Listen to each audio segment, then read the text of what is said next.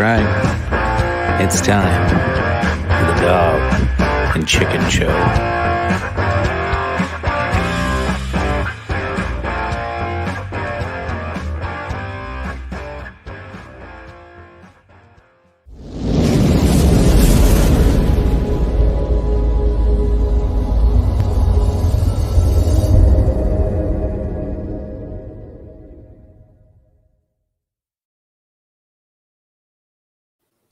Welcome back, ladies and gentlemen. This is episode 50 of the Dog and Chicken Show. I have some in-house visitors here with us. Of course, Tony and Phil, and then my brother Lynn and Tom from Tomfoolery was able to join us tonight. So welcome, everybody. This is, 1 year, post 1 year anniversary. I'd say we're past a year, but...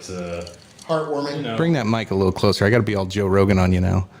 Well, mine? Yeah, just a fist away right from up to your your mouth, man. Your I'll mouth. slobber Just my a fist COVID all distance? over it.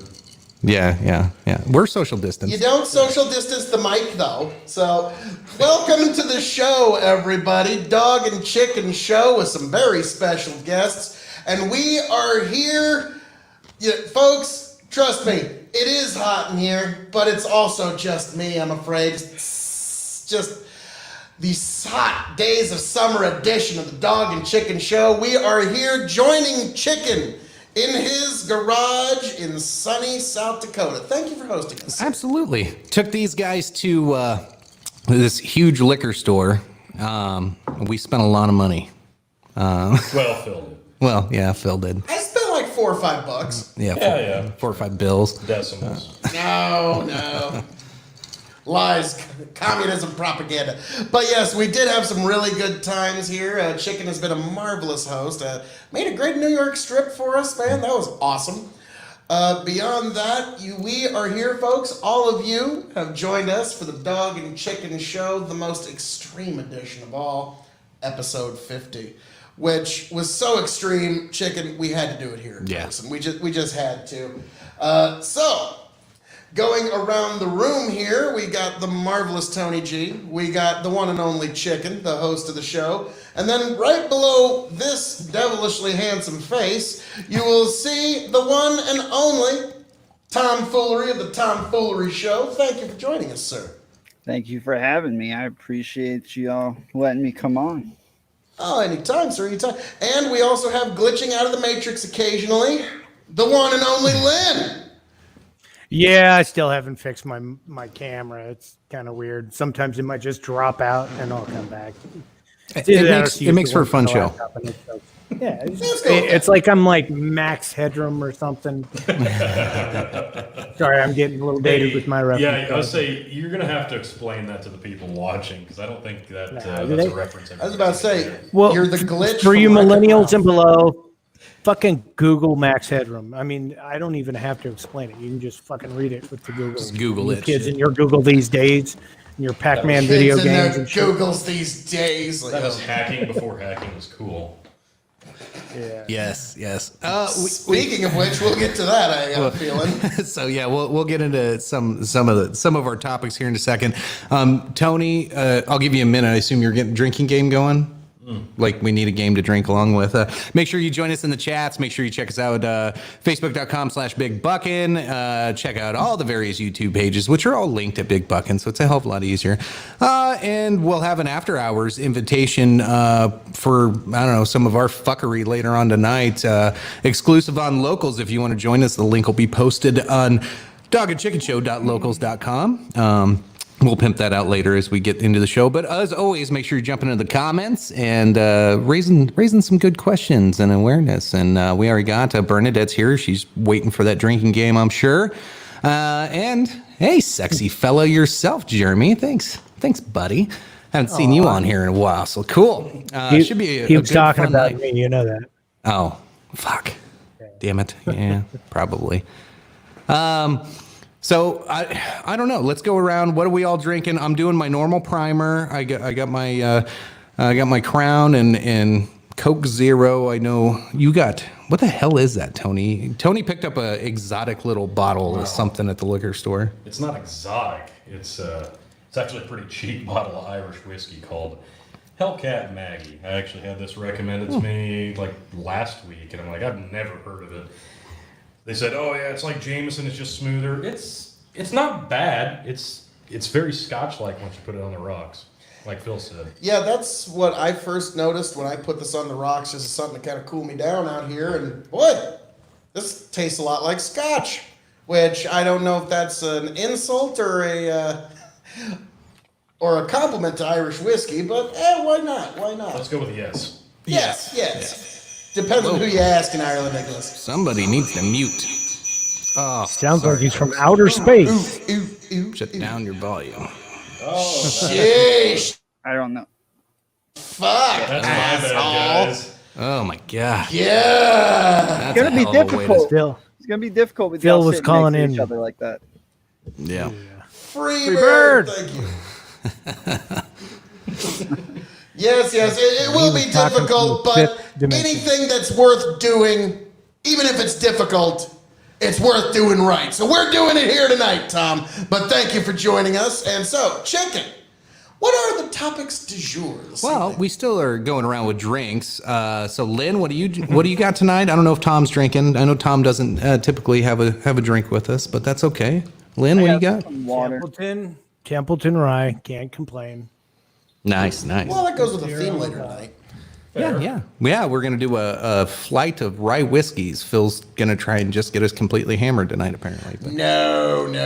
This is for science, folks. For science. We're going to find out which rye is the best. Definitively, once and for all. We're going to have all the big contenders in the world of rye whiskey. We're going to put them up against each other in a head-to-head battle royal. And you're going to be able to see it, folks. sounds fun. Yes. So I guess first topic, Tony's still loading up drinking game. We don't have Tony's kids to interrupt us tonight, so I guess that one won't be on there. But I think the first thing I wanted to bring up, can we talk about Nick Cannon? I'm sure Tom's heard about. You didn't hear? Oh God. I'm clueless.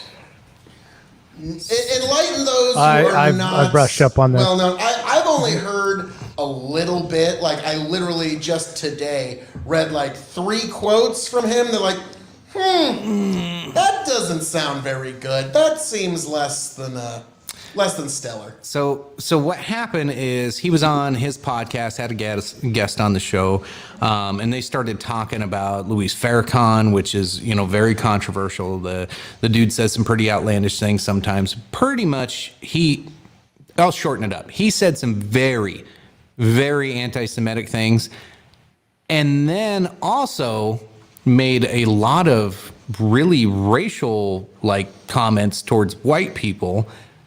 The fascinating part with the whole thing is everybody got outraged at the anti-Semitic pieces of it, and he got fired from 1 or 2 of his shows, had to apologize to the Jewish community. But all I see on Facebook is everybody like, why the fuck didn't he apologize to white people for what he said? And I'm like, oh, that's probably not going to happen, but I get it. He said some bad shit. He said white people are barbarians, that we are savages. We're lesser people because we don't have melanin in our skin, or not as much, and that's what makes. That's our fault.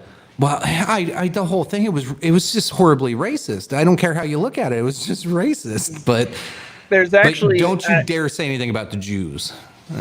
there's actually this. I've had this debate numerous times now, where apparently the white peoples or the European genetics come from we have a less evolved version of genetics than black people do in Africa, and therefore we are subhuman compared to them now. And so I've had this conversation with so many people at this point that that's just black. There's black supremacists all over the place now. So this is what Terry Crews was warning us of.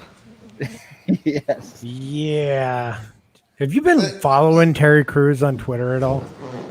No, not on Twitter. I've seen some of his recent interviews, and he was doing the whole hey, watch out for this black supremacy thing. One evil's not good to replace another one.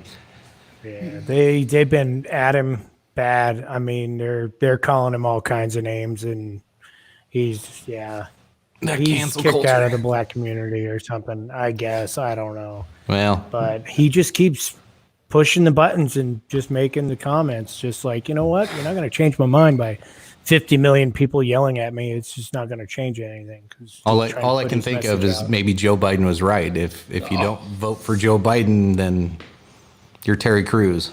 I don't know. I just pulled up the Nick Cannon quote that he said.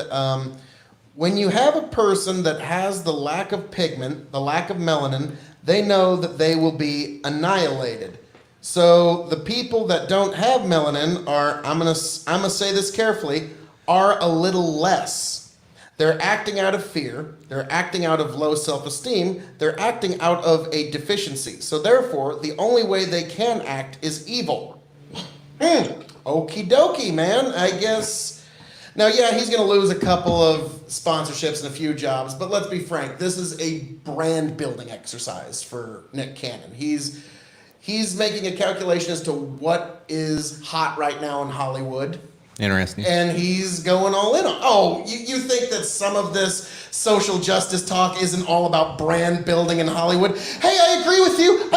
Put me in your movie. Please put me in your movie. Can I be in? How about a Trident commercial? I'll take a chewing gum commercial. Please, just keep me relevant. So let me get this straight. His entire argument here is because genetics are not the same, we're less or we're worse mentally or physically because we're not equal. We're evil. We're evil because we lack specific genetics compared to other people.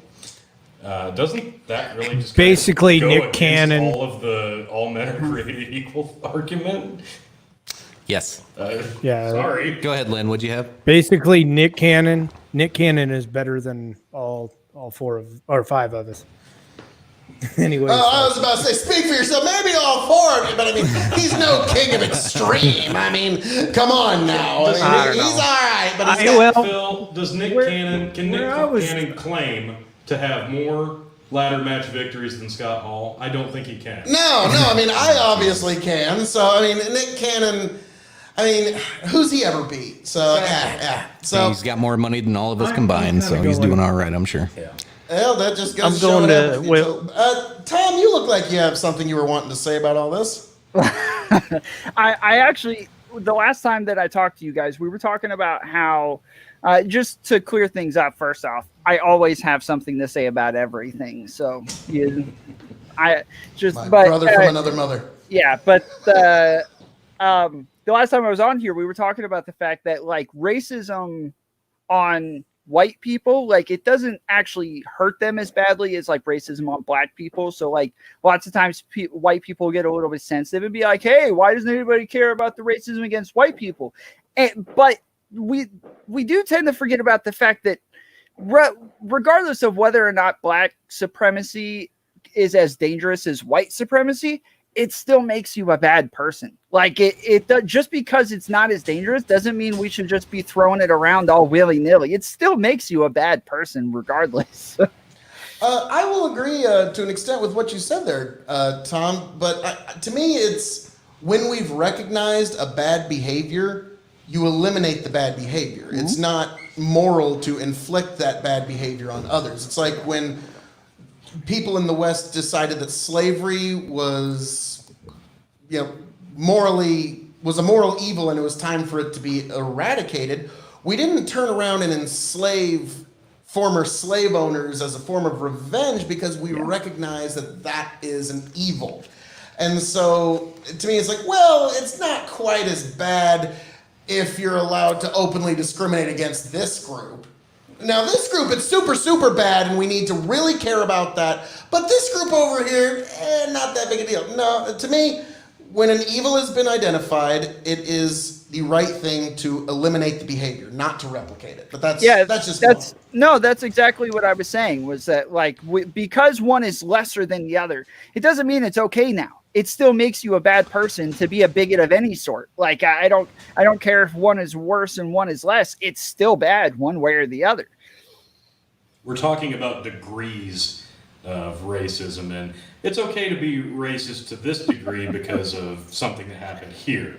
It's not No, okay. The whole Yeah. premise is supposed to be bad. Like, when did that change? Why is that like you said, Phil? It's just because this happened here. I don't know. The whole argument of degrees of racism, like this is worse than this. No, you got to look at it as a whole and go, isn't it all bad? Or are we seriously trying to justify one over the other as being worse? Like, okay, was Hitler worse than Mussolini? It's not an argument you really need to have. Probably Yep. a bit. Yeah, they're both evil motherfuckers. That's the point, though. I just arguing to what degree something's acceptable when both things are bad. It's just silly to me. Yeah, we'll go to Lynn. We gotta catch up. So the drinking game 50 because it's episode 50, and I guess if we say podcast, COVID, Trump, America, and Bernie did not waste a freaking second. Oh, shit. There we go. Damn, burn it. Yep. So drink up, folks. Got plenty in there. I do like Jeremy's remark. Looks like Mariah Carey's going to be his sugar mama. Good. Didn't they And divorce? Buddha, Jeremy, you Buddha. Sorry. Excellent. Look what I can do.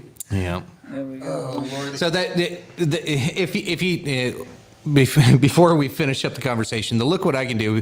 If you're wondering, it's popped up in the last 4 or 5 shows. Ever since high school, if you remember Stewart on Saturday Night Live, and Mad. Mad TV. Or, yeah, it was Mad TV, whatever. They both yeah. sucked.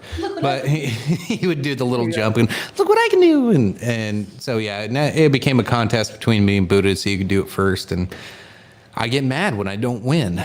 And now he can just ambush us once a week, and I have no idea he's in the fucking show. You have no idea he's this is coming. bullshit. Damn you, Buddha. Sneak attack. Oh, Lordy. But yeah. I unfortunately, with the Nick Cannon thing, I think you're going to see more of that Yeah, Lynn. in the future. Lynn, I know you read up on it a little bit today. Like, I don't know. What overall, what are your thoughts? Like, and I don't think neither of us were big Nick Cannon fans to begin with, but does this help things? Well, my Nick Cannon knowledge was when he was hosting America's Got Talent, I think. I started watching it when Howard Stern became one of the judges for maybe 1 or 2 seasons. And it was just because Howard Stern was on it. And that's how I know who Nick Cannon was. But then he was with Mariah Carey at one time. And apparently he just, after they divorced, he kind of went deeply into his religion and started wearing a little wrap around his head every time he went to any kind of celebrity thing, gathering. And he just started talking mad shit here recently. And so I don't know. As far as it goes, I think Mama always taught us to treat everybody like with the same amount of respect you think they give you. So yeah, if you're not respecting one race based off of their melanin or lack thereof, then you're not treating them with respect. You're a piece of shit in my book. So fuck them. Yeah. No, well said. So putting it in redneck terms. today's piece of shit of the show, Nick Cannon. Agreed. Yeah. We'll start with him. I think we can go a little bit further down the piece of shit ladder, but we'll see how far we get on that one. But again, to me, I don't find it as legitimate. I just find it as a branding exercise. I just see it as it's got him attention. It's got him on our show.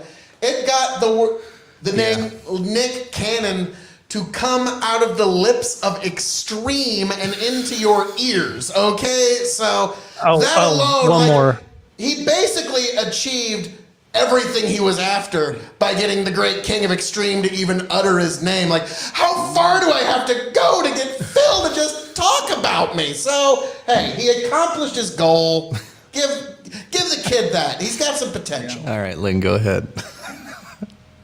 I'm still waiting on his epic rap battle against Eminem, though. Oh, yeah. Apparently there was a long feud, but it was only Yeah, a it's coming real one-sided soon. feud, and Eminem didn't really give a shit either way.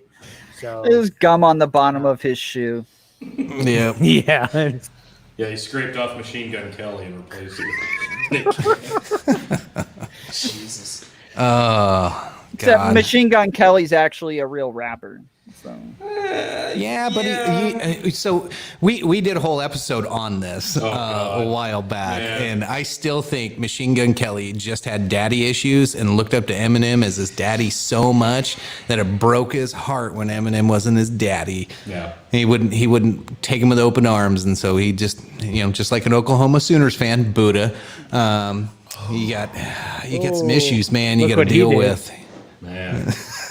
Damn, going for the jugular. Yeah, here on yeah. That's what you episode- get for sneaking up on Going me. for the jugular here on episode 50 of the podcast. Foosball. Jeremy was asking, so I wonder if MTV is going to cut his Wild 'N Out. The thing is, think they MTV did. plays Louis Farrakhan type stuff all the time, so I doubt that they even care. I thought they did cancel it. I Did think they? the only thing he got to keep was the America's Got Talent thing or whatever. I think that was the only job he got to keep. For however long that lasts. And that was only because he apologized to the Jews that probably run it. So Oh, Lordy. So, moving You right just on from assumed that a Jew ran it. I was just substantiating his claim. Oh, yeah. That's the problem with today's society. Is like, oh no, he talked about one of the forbidden topics. We can't even talk about it. We are not allowed to even discuss it. So let's just move on. I got like 10 of those. You want to hit them? Oh God, I got a feeling we'll hit them all by this evening. But so we got Nick Cannon doing the best he can to get on every front page he can. The other bigger story, if it's all right. Go, tear it up, buddy. We recently had, boy howdy folks, if you're a Bitcoin investor, Jeff Bezos had an investment for you, Joe Biden had an investment for you, Twitter's own support staff, they had, it'll double your money. And actually, funny enough, if you know how Bitcoin and cryptocurrency taxes are actually levied, even if you were to double your money, you would actually lose money in taxes. So, seen that Dr. Phil that claimed that Eminem was now there's that poser Dr. Phil. You're talking to the real Dr. Professor King Prime Minister and President Phil here. So that poser, I'll let him keep the name Doctor for now. But Lordy be. But so we've got this Twitter scam that hit everybody where send us your Bitcoins out of nowhere. And honestly, folks, don't take this the wrong way, but if you're one of those folks that believed this, like I get it, like Jeff Bezos just sent me, but double your money for nothing, like come on, that's kind of the definition of a scam. Like if you don't smell it there, like Tom, you got something, sir? There were last I counted, 17 accounts got hacked. They were big millionaire, billionaire, trillionaire type people, and all of their Twitter accounts got hacked. And they started sending people stuff, asking them if they wanted to double their Bitcoins, and you would send it. And this guy's, the count is. From last I checked, was around $1 million that he's already pulled out of this scam so far. So he's doing it pretty well. Now I've heard alternate theories on what this really was, because honestly, it was kind of small potatoes. And if he had $1 million, still that's small potatoes. So $1 million cash for a day's work, not too bad. Right. Well, so here was one thing, and I'll go back. I'll call out Tim Pool. He brought up a really, really good story. I think it was back in 2013 when they hacked Obama's account. And I'm trying to remember, 3 minutes, a tweet was put on there before they got it taken down. And it impacted the stock market by like $130 billion. So like that's the influence that Twitter has, and some of these people have. Now, what happened 2-3 days prior to this hack and this whatever cryptocurrency scam that everybody thinks it was? Trump signed over Oh, what are his little presidential things that don't really mean anything? Executive orders. Yes. But he signed an executive order pretty much stating that if you are helping the Chinese government suppress Hong Kong in any way, we will take your assets, your money, we'll shut you down. He was specifically targeting Amazon and all the big companies, Microsoft, Google, you name it. And that's really, who it was targeted against. And then 2 days later, this whole thing happens. Some people, conspiracy theory in me, I'm that guy. Was this a shot across the bow of, hey, you want to fucking come after us? Like, imagine how bad we could fuck with you just using Twitter. Quite possible. You do raise an excellent point with that. I'm just kind of looking at Occam's razor of just don't attribute to conspiracy what you can attribute to greed.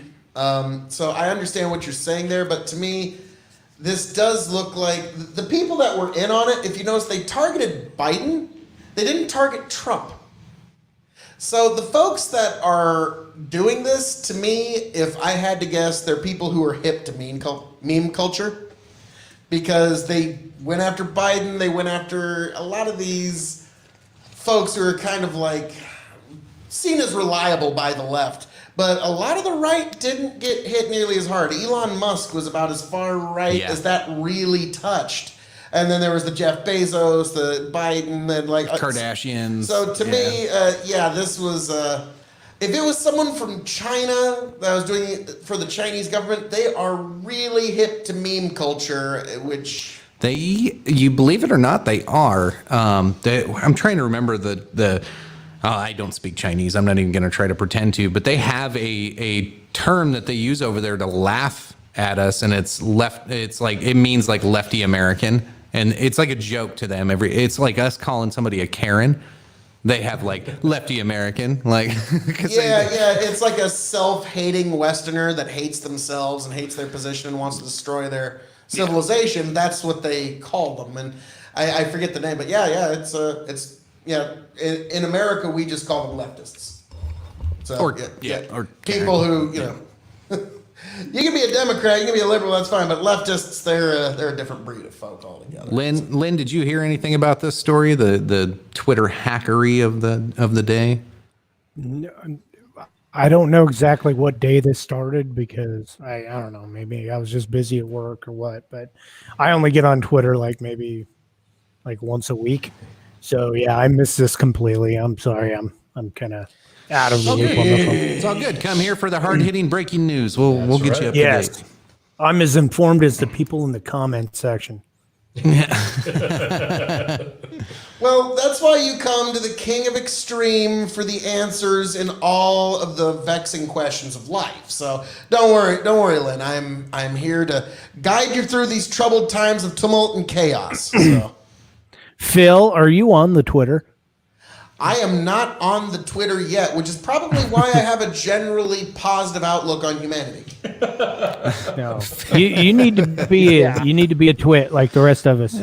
We all need to be twatting together. But I've seen what it does to people's general desire to continue living on this planet, and I don't know if I want to really indulge. And actually, I was gonna get a Twitter account when I first heard about the Learn to Code hashtag.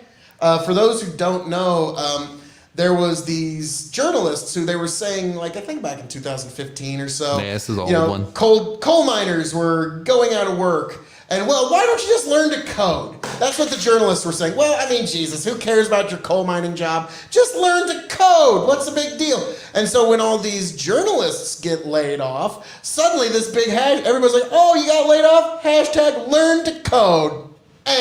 And so I was going to start a Twitter just to get in on the Learn to Code fun.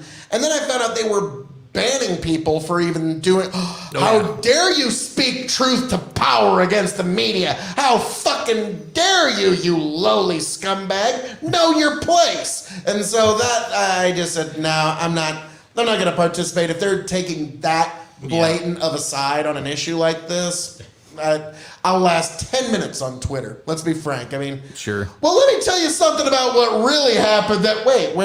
Why am I? Oh, okay. So yeah, my ban would be I'd get 100 tweets in, Did anybody jump on Parler, whatever? Parlay. I actually have more followers on Parlay than I do on Twitter. I've been on Twitter since 2010 or something. I don't know. Oh yeah, I was telling Tony. I joined it one night. Oh, go ahead. What's that? Oh, I said I joined it that one night we were talking about it, and I've never been on since. Yeah. Sorry. I was actually it looked boring as surprised, fuck. Yeah, well, yeah, I don't know. I like it more than Twitter, but I still don't like it. I started following Gab for a short while, and then You white supremacist. I was about to say, because they allow opinions beyond the mainstream, immediately it was maligned as some sort of hotbed of extremists and all of the evil people, like people behind their computers with a scar on their eye. Like that's what they were trying to convince you was going on at Gab. But, So it was good you for can you. see that. Basically, anything that's going to rise as a legitimate competition to Twitter, guaranteed the accusations of sexism, racism, homophobia will, like, the odds of those being levied against them is pretty much 100%. Fair. It would I be don't perfect think for that you it's because just- it's Oh, no, hang extreme. on. And you're Let Tom. What were you saying, sir? go. I don't think it's that simple. I think that when we have major platforms where most everybody's at, that's where you want to go. That is the town square. That's where most of us are going to speak and have conversations with each other. And if you want to get online and be part of the conversation, you're going to go to one of the main platforms like YouTube or Twitter or Facebook or something like that. But when you make a new platform and say, hey guys, we're not gonna censor you. We'll let you say whatever it is that you want. We're in favor of freedom of speech. That is most attractive to white nationalists and Nazis and stuff like that more than anybody else, because they're the ones who are getting banned faster than anybody else on all the other platforms. So they go straight over to those platforms pretty quickly. I don't think it's so unfair to levy those criticisms at these other platforms.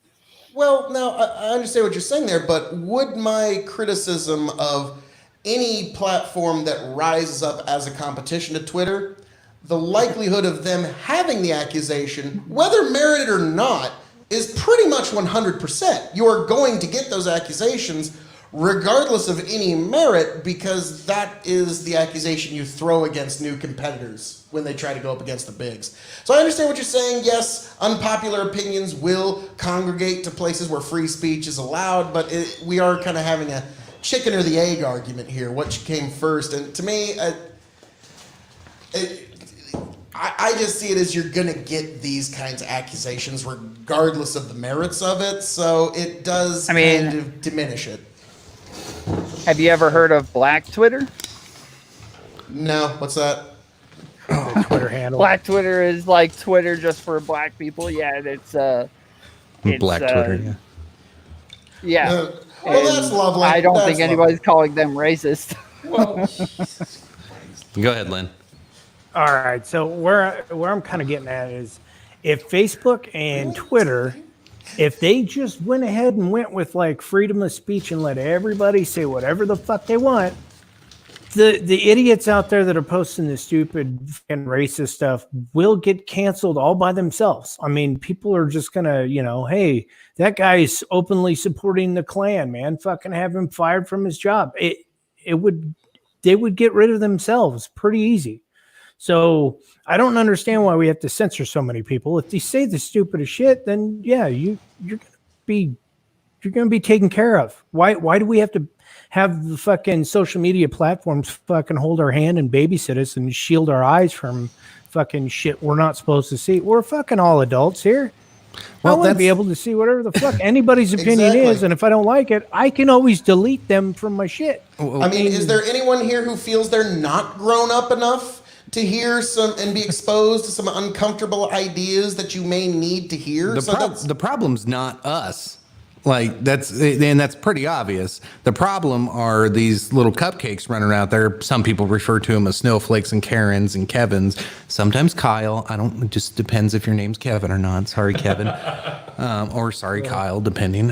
But no, it's the Sex robot expert. Yeah, the sex robot expert. It comes down to the people that are so damn insecure with themselves that they get offended and want to just hate everything. There's a whole psychology behind just hating yourself and hating everybody else around you and just driving hate. There's a reward system behind it when you win, where I want to make sure Tom pays for something he said, so I'm going to just attack him. And what's the natural reaction for all of us to do is you defend yourself and you flip them off. You tell them to go fuck themselves. Eventually somebody's going to say something wrong.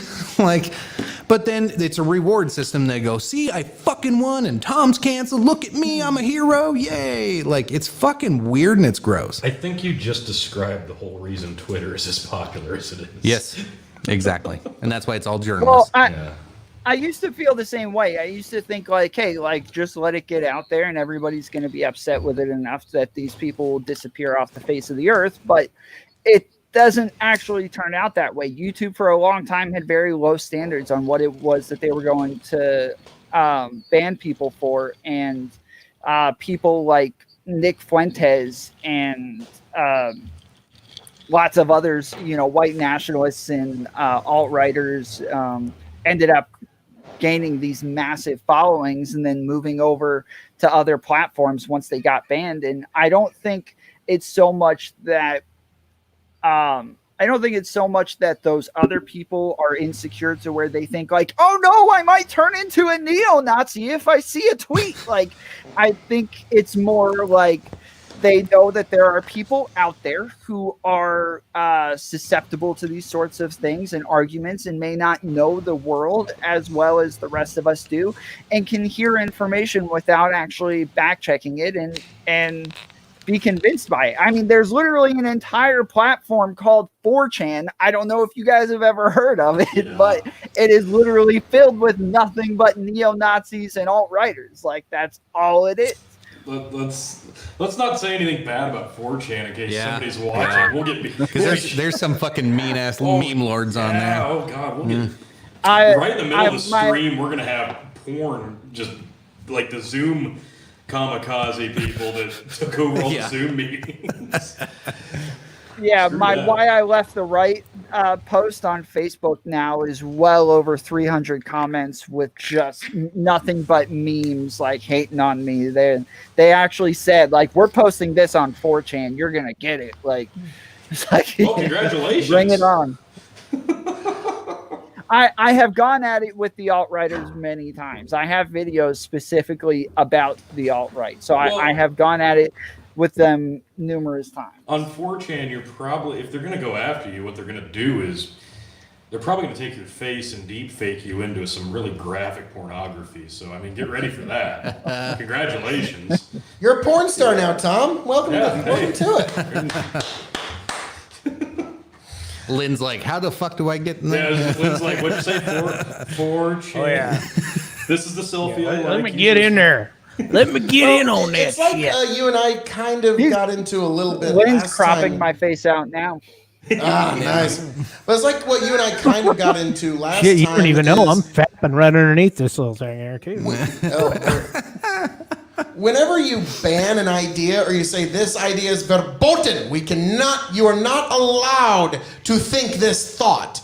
The minute you do that, you kind of turn it into that forbidden fruit, kind of like a Cuban cigar. Cuban cigars are not really intrinsically that good of a cigar. I mean, versus a Nicaraguan cigar or a Dominican cigar, but it's that idea that it's the forbidden fruit. I can't have it. I'm not supposed to have it. So that's what makes people want that cigar.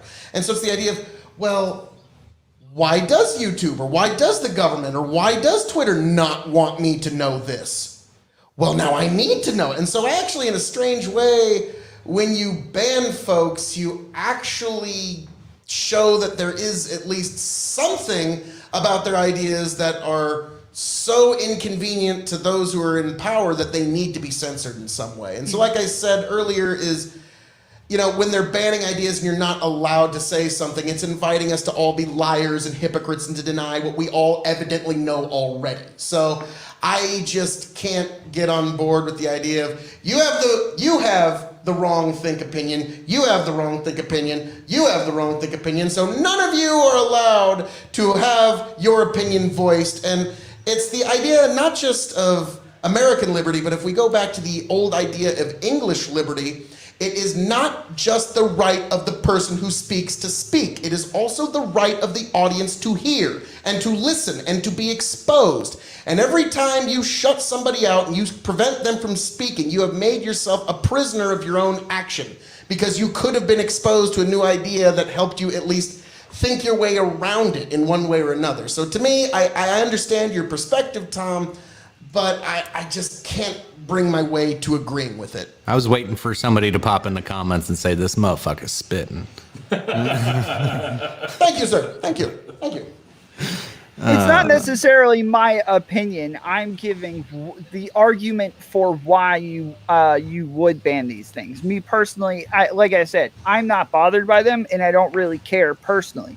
But I know that lots of people do think that there are people who are more susceptible to these sorts of ideas. And it's not like everybody else ignores them. It's not like it's a forbidden fruit. Everybody, the left, the right, everybody talks about these ideas. It's just whether or not you're advocating for them and pushing for them and trying to get other people to buy into an idea that could actually be detrimental. Like if I start saying like, hey guys, let's all become Nazis. Like, it'll be awesome. Let's all just be Nazis. Like the words themselves are not dangerous, but in the end, I'm kind of giving a call to action when I'm saying let's all be Nazis. I'm giving a call to action where I say like, hey, we could all go out and kill a bunch of Jews now and put them in cages and try to eradicate the black folks. And yeah, like that. I'm kind of saying that at the same time, but I'm more dog whistling it instead just to get that point across. And so these ideas become a little bit more dangerous. The whole premise of censoring the ideas that other people want to share, it still all starts from the top.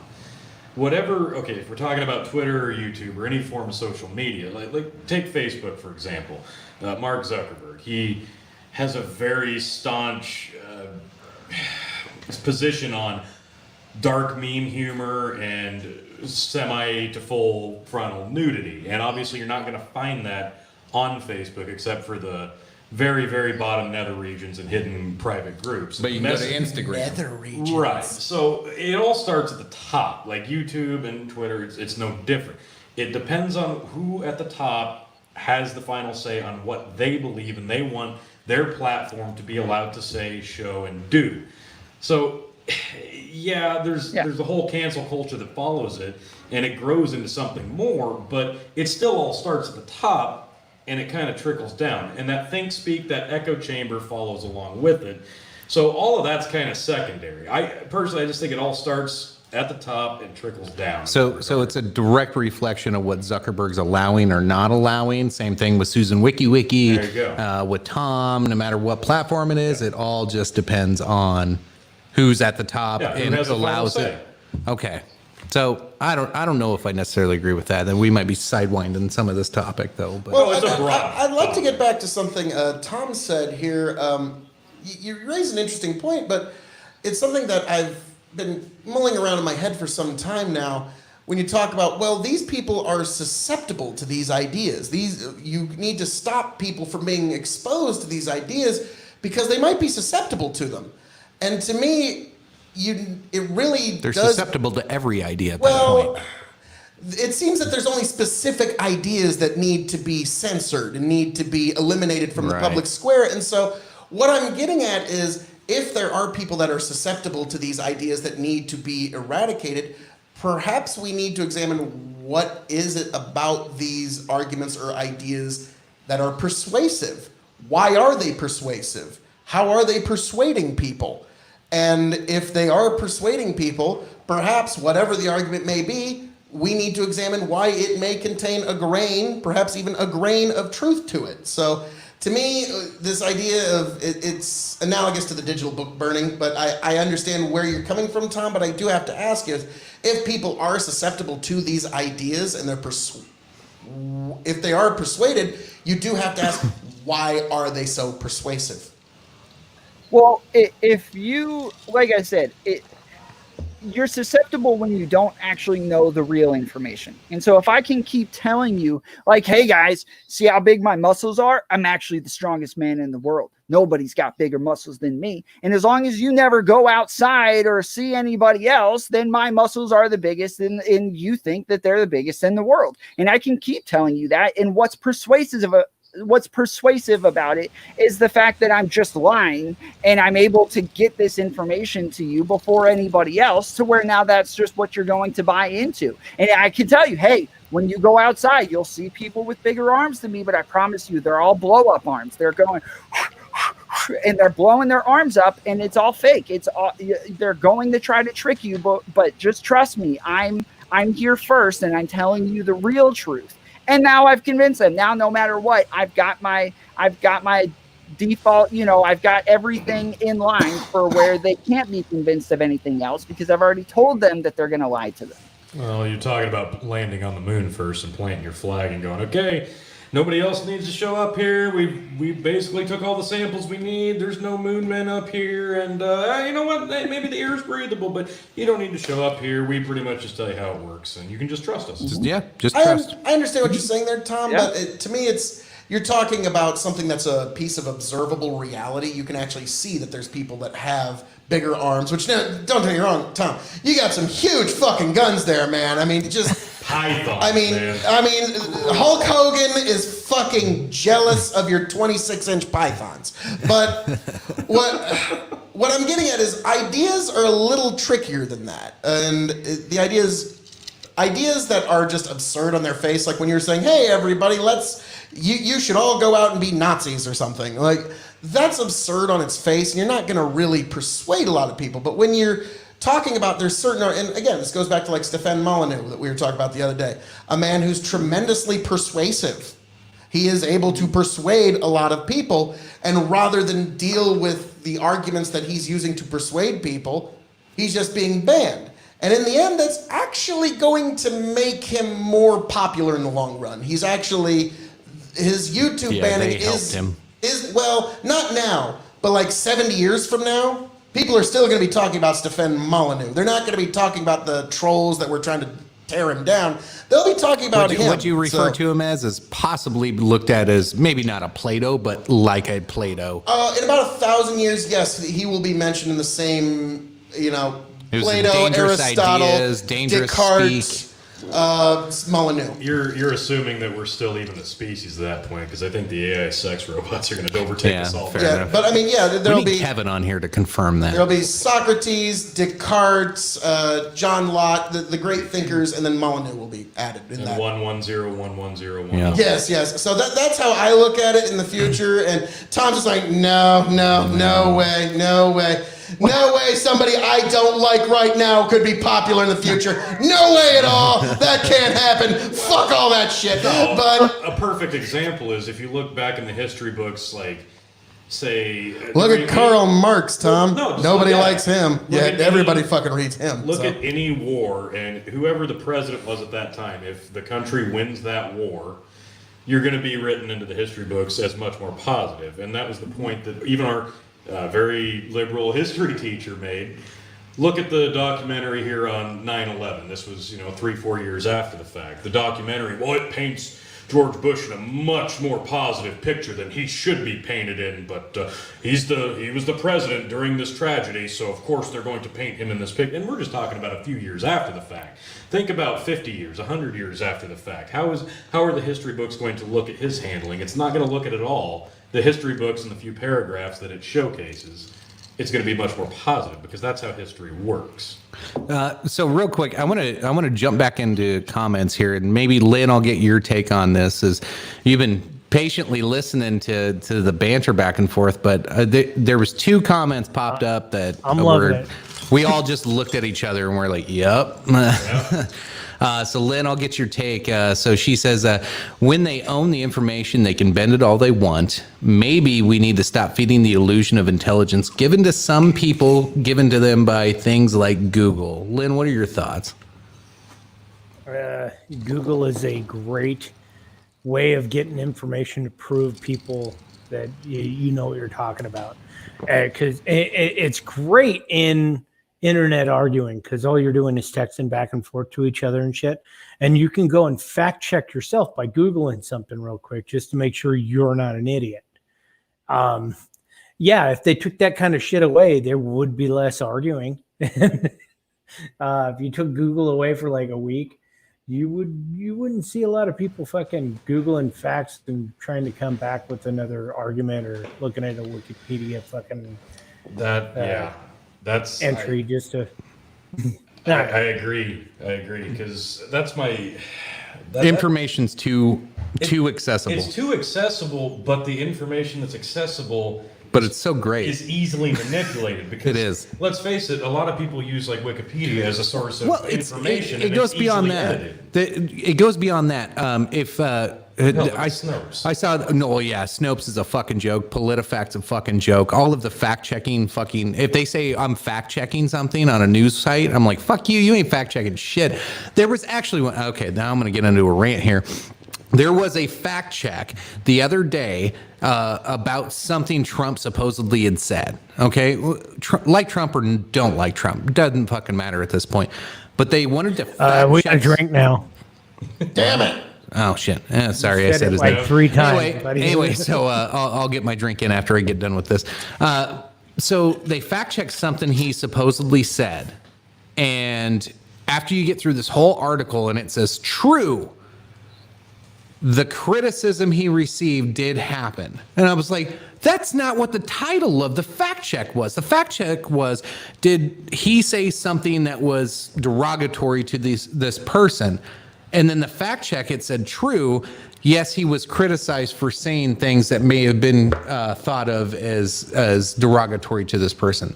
It was fact checking a criticism. Well, fuck yeah, he got criticized. He gets criticized for fucking everything. That's not a fact check. That is just moronic journalism to get clickbait. That's what it is. Everything is fucking clickbait nonsense now. It's horrible. Phil, you had something to add to that.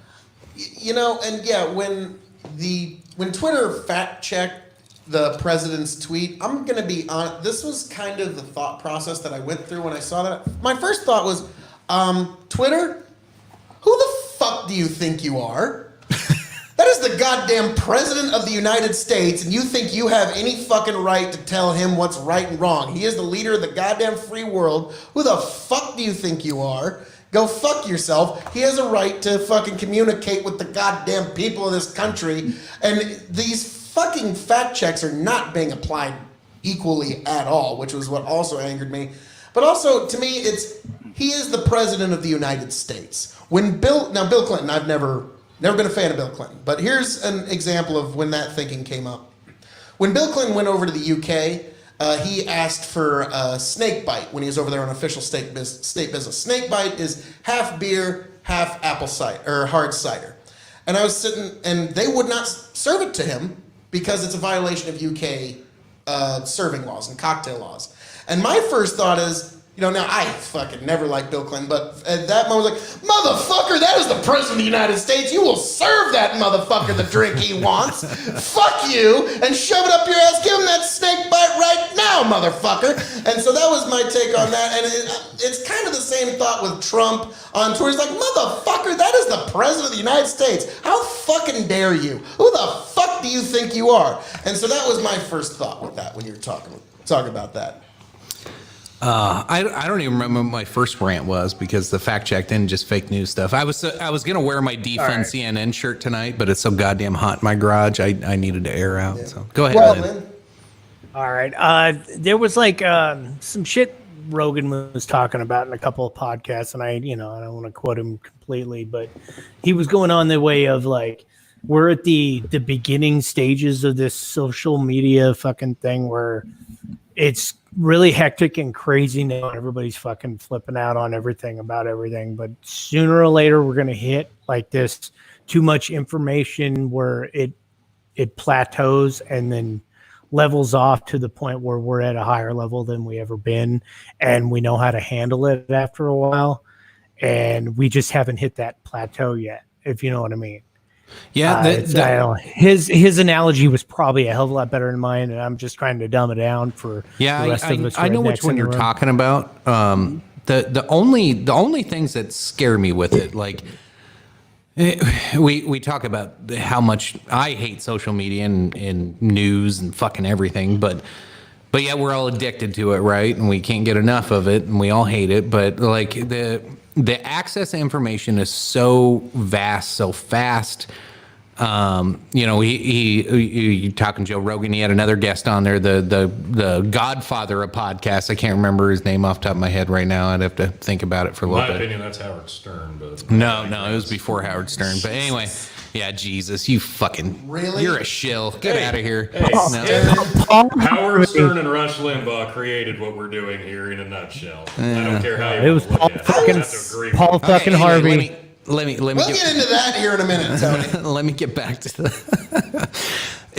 So what he was saying was pretty much he was alluding to the fact that there would be some kind of rules and regulations put into place to put us in line, and I know he stood up for the free speech on social media and YouTube and Twitter and everything, but I know which one you're talking about. I can't remember his guest on that one, but the way he worded it made it sound like we need to be regulated, not the platform. And that bothered me a little bit. And Oh yeah, clearly we're the problem here. It's Right. us content creators. We're the ones that are the real fucking trouble here, not the goddamn multinational corporations that are fucking shooting out propaganda using fucking internet lines that we the people pay for with our own fucking tax dollars, and now some elements of we the people are now being excluded from our own internet. Phil, you sound like me when I was 18. The goddamn multinational corporations and the fucking goddamn corporations taking it. Well, it'd be one thing if it was just a multinational corporation, but they're censoring ideas that were paid for by everybody's ideas. The Right. internet was built by all of our tax dollars, even the super bad, mean people on the super far right that we all need to act like they're these horrible boogeymans that are behind every fucking curtain. Their tax dollars Yeah. too also paid for this internet, and yet they're, I'm sorry. As I keep saying, when you restrict speech, you are in potential making a rod for your own back, because anything that you use to censor anybody else, and going back to what we were talking about, Tom, Molyneux, anything that can be used to censor Molyneux, any accusation can be used to censor you, censor me, censor either you, censor Lynn. The same justifications, the same baseless accusations can be used to censor anybody. So the minute you support one, you've made a rod for your own back. That's how I look at it. Problem with the whole thing, whether it's politics or if it's internet or social media or whatever it is, it's all populist now. And that's the only way anything moves is to the populist and whoever can scream the loudest. So right now, the left's screaming way fucking louder. Most of the right is trying to keep their goddamn jobs and keep their homes. So they're not fucking speaking out because they'll get fired because the left is going to screech so goddamn loud. And so now you get this populist movement on social media to where only the right gets canceled, whether they should or not. That's up for debate. We can always talk about it. Stefan Molyneux, I don't necessarily agree with him being, I think he should have been given a chance. He had as far as I know, he had no strikes. He'd been around for fucking 19 years or some shit. I can't remember. At least 11. It was fucking crazy amount of time. Now I get some of the other ones that just are just flat out vagrantly or almost violently attacking people on their channels. Yeah, take them down. But what about Farrakhan? Like, what about AOC? Farrakhan's already banned. Yeah, I don't think he made it too long. I was gonna say I know but that on people all keep- platforms, like I know YouTube Yes, was something specific, but on a lot of platforms, and I know that again for a long time we're fed that it's only the right wing that's being banned. But in my experience, since watching a lot more left wingers to kind of see what it is that's so bad over on their side, from that I'm getting from the Ben Shapiro's and the Candace Owenses, they're always telling me they're crazy and they're saying stupid stuff. So I just started watching nothing but left wing content for a long time. They're all pissed off and Are you getting okay? banned all the time as well. I have some trauma from it, but one thing that I did find through this process is something called a bias meter. And there's these websites who do fact checks on fact check websites and kind of give a bias meter. And these are more scientific, measurings that they're using instead of political measures. Like they have Anyways, that when you go in there and look at it, it's all very fair. It's a lot more fair than anything like Snopes or something like that. I'm sorry, but it sounds like bureaucracy because it sounds like somebody will create another one to check that one and then check that one. I was about to say, can I get that job? I'll sign up for that job. That seems pretty easy. I fact check the fact checkers who fact check the fact checkers. So really, I just kind of sit with my feet up on my desk, wait for about an hour, and I'll say yes or no. That's bullshit. Yeah. But yeah, to me, it is kind of fascinating that we're getting to this point where we're fact checking the fact checkers. And but now, Tom, I don't mean to keep laboring this point, but when I saw you shaking your head no earlier, we'll get back to that. I'm going to read this. The same argument happened right after 9/11 when the Homeland Security laws came into play in America. People were saying that by passing these laws, it would invade everyone's privacy. Well, guess what? That was like a prophetic prediction because it's invaded every element of our lives. Yeah, you see this little thing you're carrying in your pocket, this telephone? It's the fucking telescreen from 1984, and you carry it around in your pocket and play games on it all day. Okay, so yeah, all right.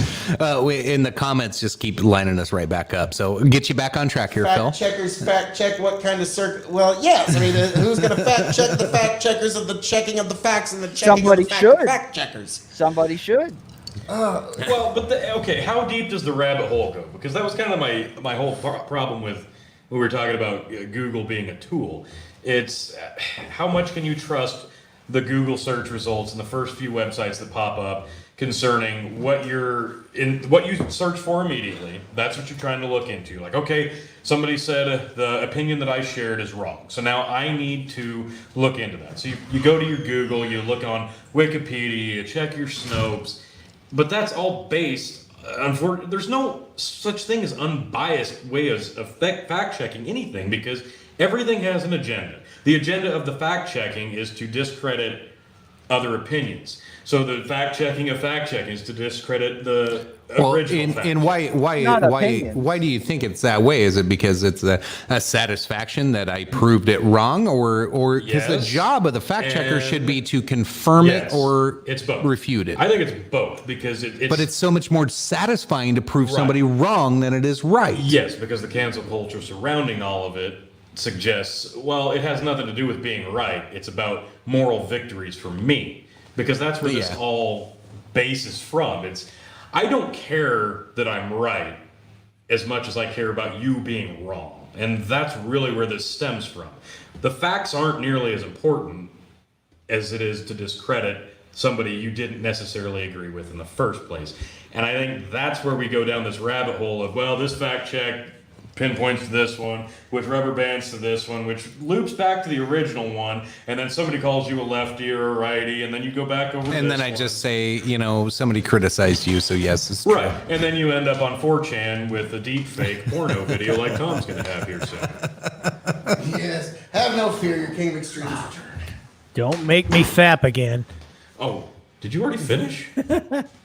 Oh, fuck, dude. I finished like a half hour ago. What are you talking about? Man, I'm slacking. I'm sorry. I usually can't do it in front of two guys, but I mean, if you guys encourage me enough, if this gets 50 likes in the comments, no, I'm totally joking. That's not going to happen on camera. Don't forget to like, share, and subscribe.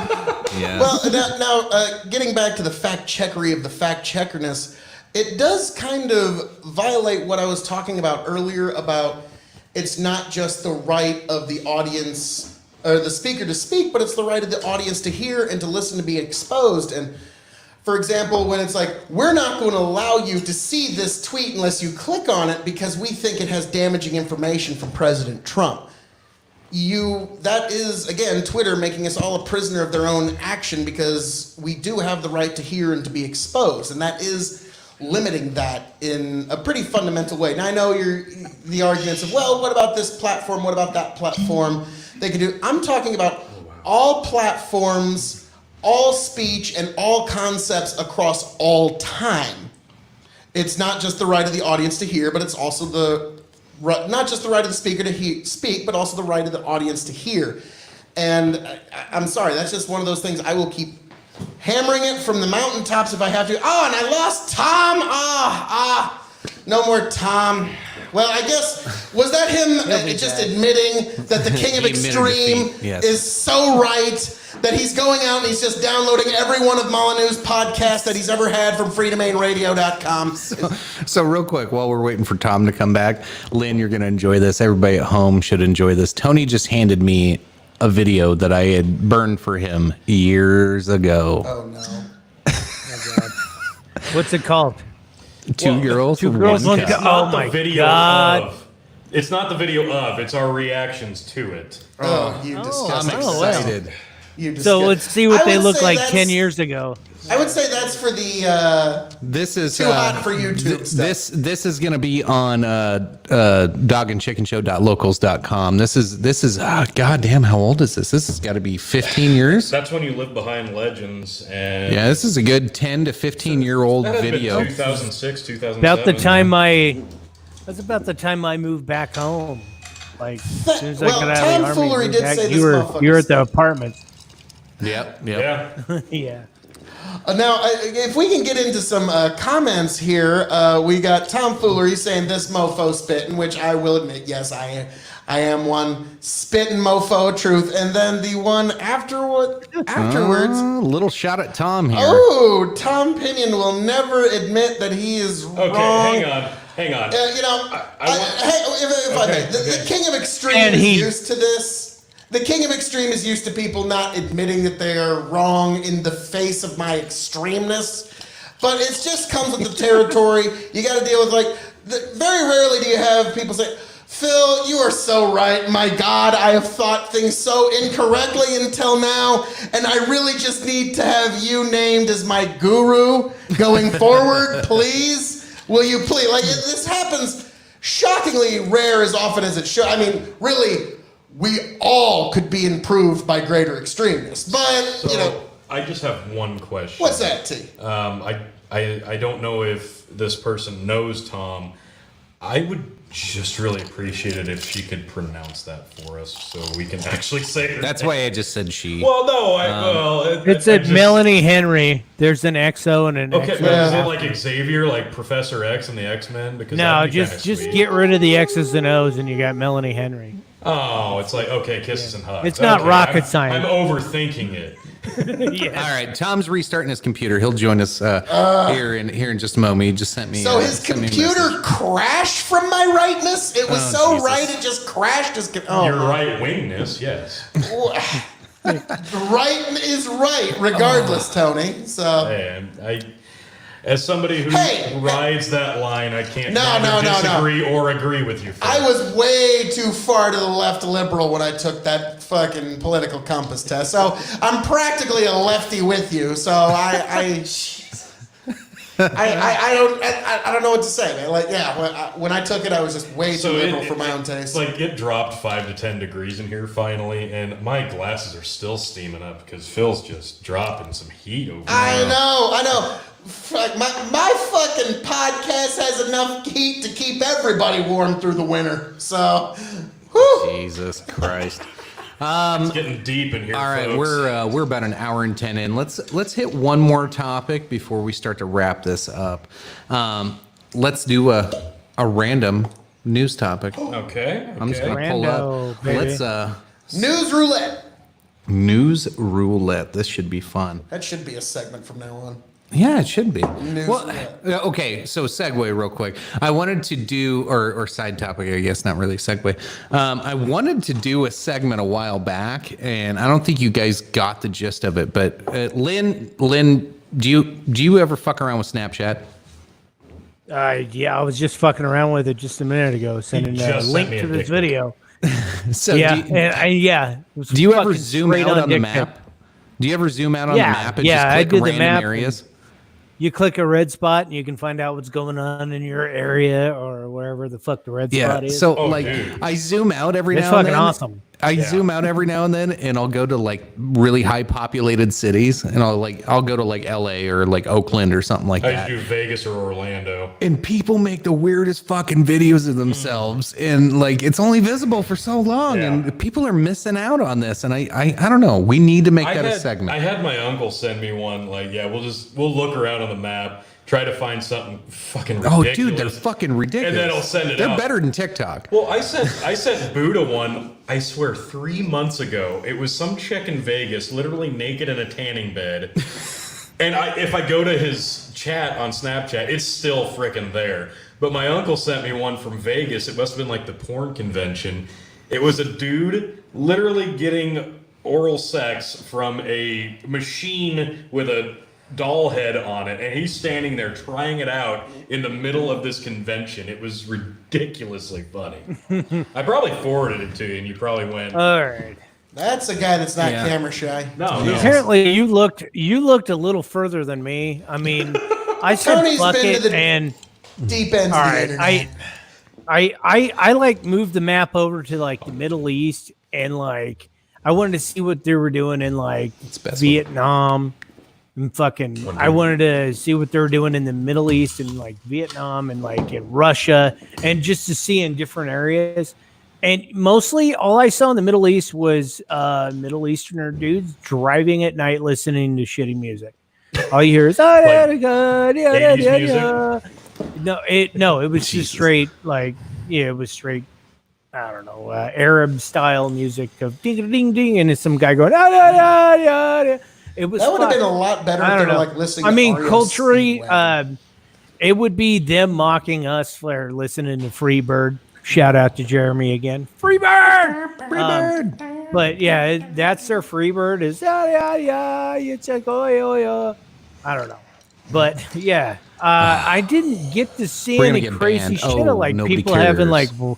robots blowing them or anything, man. That's fucking. I need to like adjust my map to California apparently. But I didn't even bother to look at LA or fucking Las Vegas or nothing.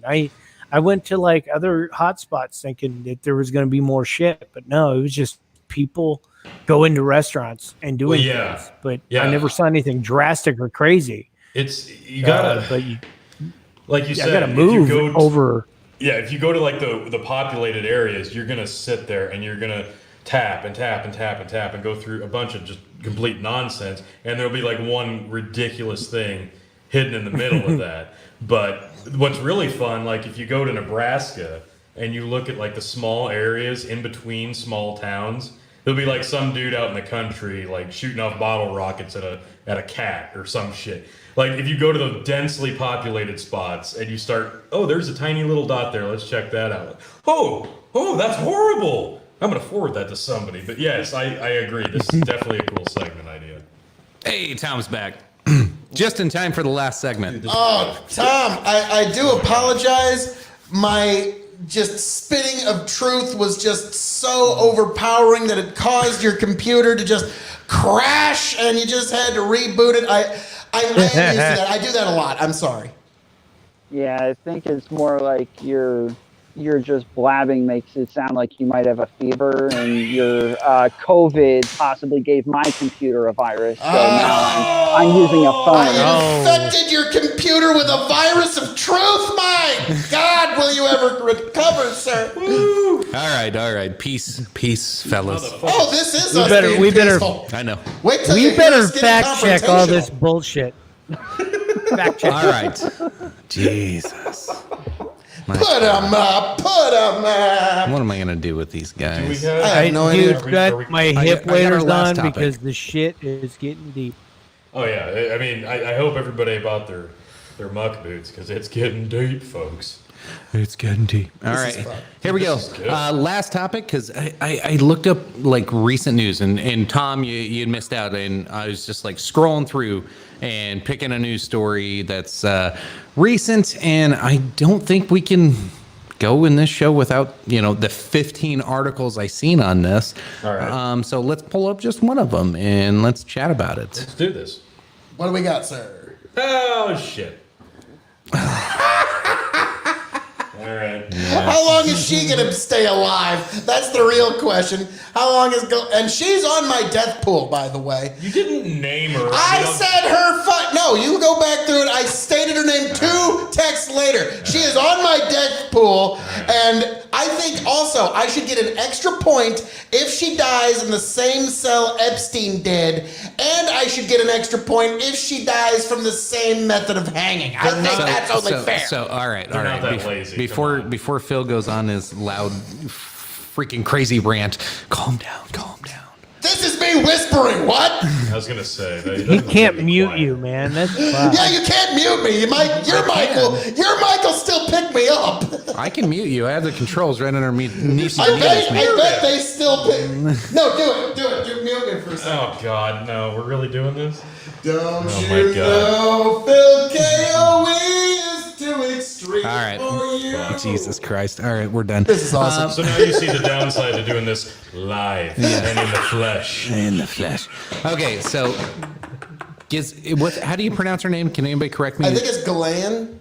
It's not Where the Ghislaine. fuck I is thought it your was goddamn Ghislaine. suit, by the way? I always thought it was Ghislaine. Oh, dude, there's no fucking way. Phil brought his suit, but there's no way we Yeah, can no, get it I'm not right. wearing that shit today. Fuck, man. I am sweating bullets in here. There's a reason I've been doing. supposed to be like I do Giselle. declare. It is so warm this evening. So anyway, Maxwell. Now there's okay. I think the part I want to bring up first is I've been in the conspiracy like rooms and paying attention and yeah, me right? Never. Really? After all this time, I had no idea. But I know. You're modest. You're modest. But so with her getting captured, it's brought. I love that. Captured. Kinda. That's great. Yeah, whatever. She's like a butterfly. Yeah, she's like a Pokemon. That's She's a closer. Pokemon. You gotta Captured. catch them all. That's fair. We got a Jezebel Pokemon. She's Now- the Squirtle and the Wardle and. Jesus Christ, I can't ever get to the topic. Sorry, go ahead. Fuck. Anyway, so have you guys not seen all of your friends all of a sudden turn into conspiracy experts on Facebook? Yeah. Like everybody's like, oh yeah, look at this child sex traffic ring. Look at this child sex traffic ring. Like everybody's pointing out child sex traffic rings all of a sudden when they've never Oh, cared. dude. They've never Yeah. cared. And now everybody's asking me like, hey, it was Pizzagate? Real? I was going to say, the Like- pizza thing was the thing that I saw specifically yesterday. And people that I'm like, that person really wants to talk about this? Like, and it was like 3, 4, 5 posts. I'm like, we need to do an episode really? just about Pizzagate. What was truthful and what was fake about it? Well, Because everybody just wants to go, oh, Pizzagate was all bullshit. The whole thing was fake. No, there's a lot of fuckery in the Pizzagate thing. In my opinion, Pizza Hut has the best stuffed crust and Papa John's has the best appetizer. Right. How dare you ever claim other places don't have better food? But Right, exactly. That's Like, you're not just what an Pizzagate's asshole. about. Oh. God damn it. We're talking about Tom, something else. sorry. Tom, what are your thoughts? You know, with Maxwell getting captured, as I said, like a cute little butterfly, but like the conspiracy, like outrage or just I don't know what you call it, but like everybody's coming out and going, yes, we have our conspiracy, and they're all excited about it. What do you think? Yeah, so I'm always willing to believe that there's possibilities of other things happening, but normally I'm going to say I'm going to wait for evidence of something before I'm going to actually say that it's, or not just evidence. I'm going to wait for it to seem clear before I'm going to take that route. So lots of people will say, oh, but there's evidence of this thing. Yeah, there's evidence that my fish get up and walk out of the room every night when I'm asleep and then get back in the fish tank because the floor is wet. Yeah, But yeah. It could Is there just be really? that my cat peed on the floor. I Can don't know. Can I see this evidence? Like I was about to say, like, wow, this is fucking crazy shit, man. Lynn, it could Lynn, just what, be my cat took them out and put them back. Lynn, what are you seeing? People going crazy on yours too? I didn't go with the crazy fucking delete your TikTok shit, and that's where most of your conspiracy videos are on. It's TikTok. So yeah, I've been seeing all kinds of conspiracy shit, and yeah, I'm not gonna delete TikTok because the Chinese want to see me fucking sitting on the shitter, and let them. I don't give a fuck. I will watch funny videos and I don't care. So Fair I enough. get on there and sure enough, Tom's like, I don't want anybody to see me. No.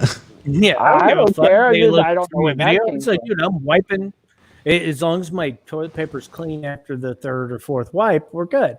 But it doesn't matter on that part. Where I'm getting at is the conspiracy videos that I'm seeing, and these are fucked up. Like I watched one today, and it was Ellen DeGeneres, and it was, I don't know, she was hosting like the fucking Oscars, or I don't know, it was a couple years ago, but they played an old clip, and it's her fucking ordering pizza for the audience, and she ordered a bunch of pizzas, right? And who does she fucking get to pay for the tab of the pizzas? Harvey fucking Weinstein. Oh my god! I was like, holy shit! I was like, maybe this does make sense, man. It's like they can pick some good shit on these videos, and if you're uneducated and kind of an idiot, yeah, you might think there's something to all of this. There's one going around. What? There's one like that going around on Facebook right now. It's the one chick from, what was that show LL Cool J started doing? The lip sync battle thing. Who's that? I thought it was NCIS or whatever. Who's the girl on there that is like, I don't know, had so much facial reconstructive surgery you can't recognize her anymore. She used to be really attractive. She's married to goddamn, what's that singer? John Legend. She's married to John Legend. That chick. So they show up to an award ceremony, and they walk through, and like one of the reporters is just like, you know, having like a little spitball conversation with her, and says, you know, what's the craziest? And I think they were referring to like place you had sex or whatever.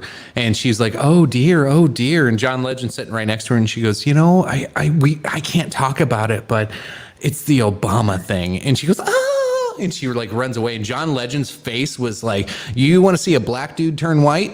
Jesus Christ. He was like, oh fuck, she just said that. And they tried to gloss over the whole thing, and that was at the time Pizzagate fucking thing was going on. Like it was like, makes you wonder, like, what the fuck? And he wouldn't say anything. All he would say was, it was before he was elected. Kind of where I want to go with that is he should have said there's nothing. a bullshit fucking a straight bullshit lie. It's got like a little dash of truth in it, and maybe there's something in there. Maybe it's not as all what they're fucking pointing it out to be, but maybe there's just a dash of fucking fuckery going on. If you know what I'm saying. Well, Yeah, I would say there's definitely. You look at any of these conspiracy theories involving celebrities and politicians, and I know how tempting it is to dive down the rabbit hole completely and submerge yourself into it and believe everything you're reading on the internet. But this is also the same place you're fact checking fact checkers. So at the same time, Yep. Bringing it all around. It's just a fucking carousel. But yeah, it's probably just an exaggeration of the truth to some degree, and that truth is probably still pretty fucking ugly. Sorry. Well, I was gonna say, and it actually does tie into what you were saying there. Boy, howdy, this is a fucking crazy conspiracy. You mean to tell me that there's a possibility that there's people in power that enjoy exploiting the powerless? Get the fuck out of here. What? That's never happened before. That's only happened in basically every single history book that's ever been made, is people in power wanting to exploit the powerless. And this is just another example of this. So, to me, that this is some sort of wacky conspiracy that we just can't possibly wrap our minds around. That, you know, can we fact check the walking fish thing? I think we might have to. And by the way, welcome to Grow the Farm Up. And by the way, I do have to apologize. I am kind of infringing on your gimmick with the whole chicken tractor thing, but hey, it is what it is. So, and also, folks, check out Grow the Farm Up on YouTube. Definitely check out Grow the Farm Up. He's got some great stuff about agriculture, how your food's made. Definitely give it a watch. Lynn, go ahead. All right. I do want to talk about like maybe evolution, like fish kind of grew legs and grew on land. So, that was kind of like established as kind of fact. So, maybe he's on to something, but just jumping straight out of the fucking fish tank and then crawling on his floor and then jumping back in the morning. Yeah, I think his cat pissed on the floor. I think he's, yeah. No. Hey, now, in Tom's defense, I had an Oscar one time. And I came home drunk from the bar one night and went to feed it at the back of the fish tank, and the fucker jumped out. And I didn't notice. I woke up the next day and my dog was chewing on him on the floor. So Well, okay, but Lynn says it might be a Leroy, cat. you piece of shit. Lynn said it might be a cat. Tom says it's a fish. Let's just tie the gap. It might have been a catfish. I mean, Tom probably needs to take some samples, some DNA. Phil, would you like to fact check this? Yeah, Phil. I think I will have to get right on it. All right, let's see. Hang on. We need Tom's official word. first. Before I fact check Tom, I need to know I'm what Tom's fact-checking politics are. I need to know what his politics are before I can fact check. Oh, then you want to fact check my fact check? Oh, okay. Yeah. Well, then I'm going to have to fact check your fact check of my fact check, sir. And it's going to be an infinite regression of fact check. It's going to be like Turtle all the way down. I'm not reading. I think your our fact drinking check word 'cause I should don't have like been your fact bias. check. Well, I mean, obviously you've got that radical centrist bias as well, sir. So, I mean, we... Radical centrist bias. Yes, radical centrism like we've got over here with Tony G and Tom here. Radical centrism.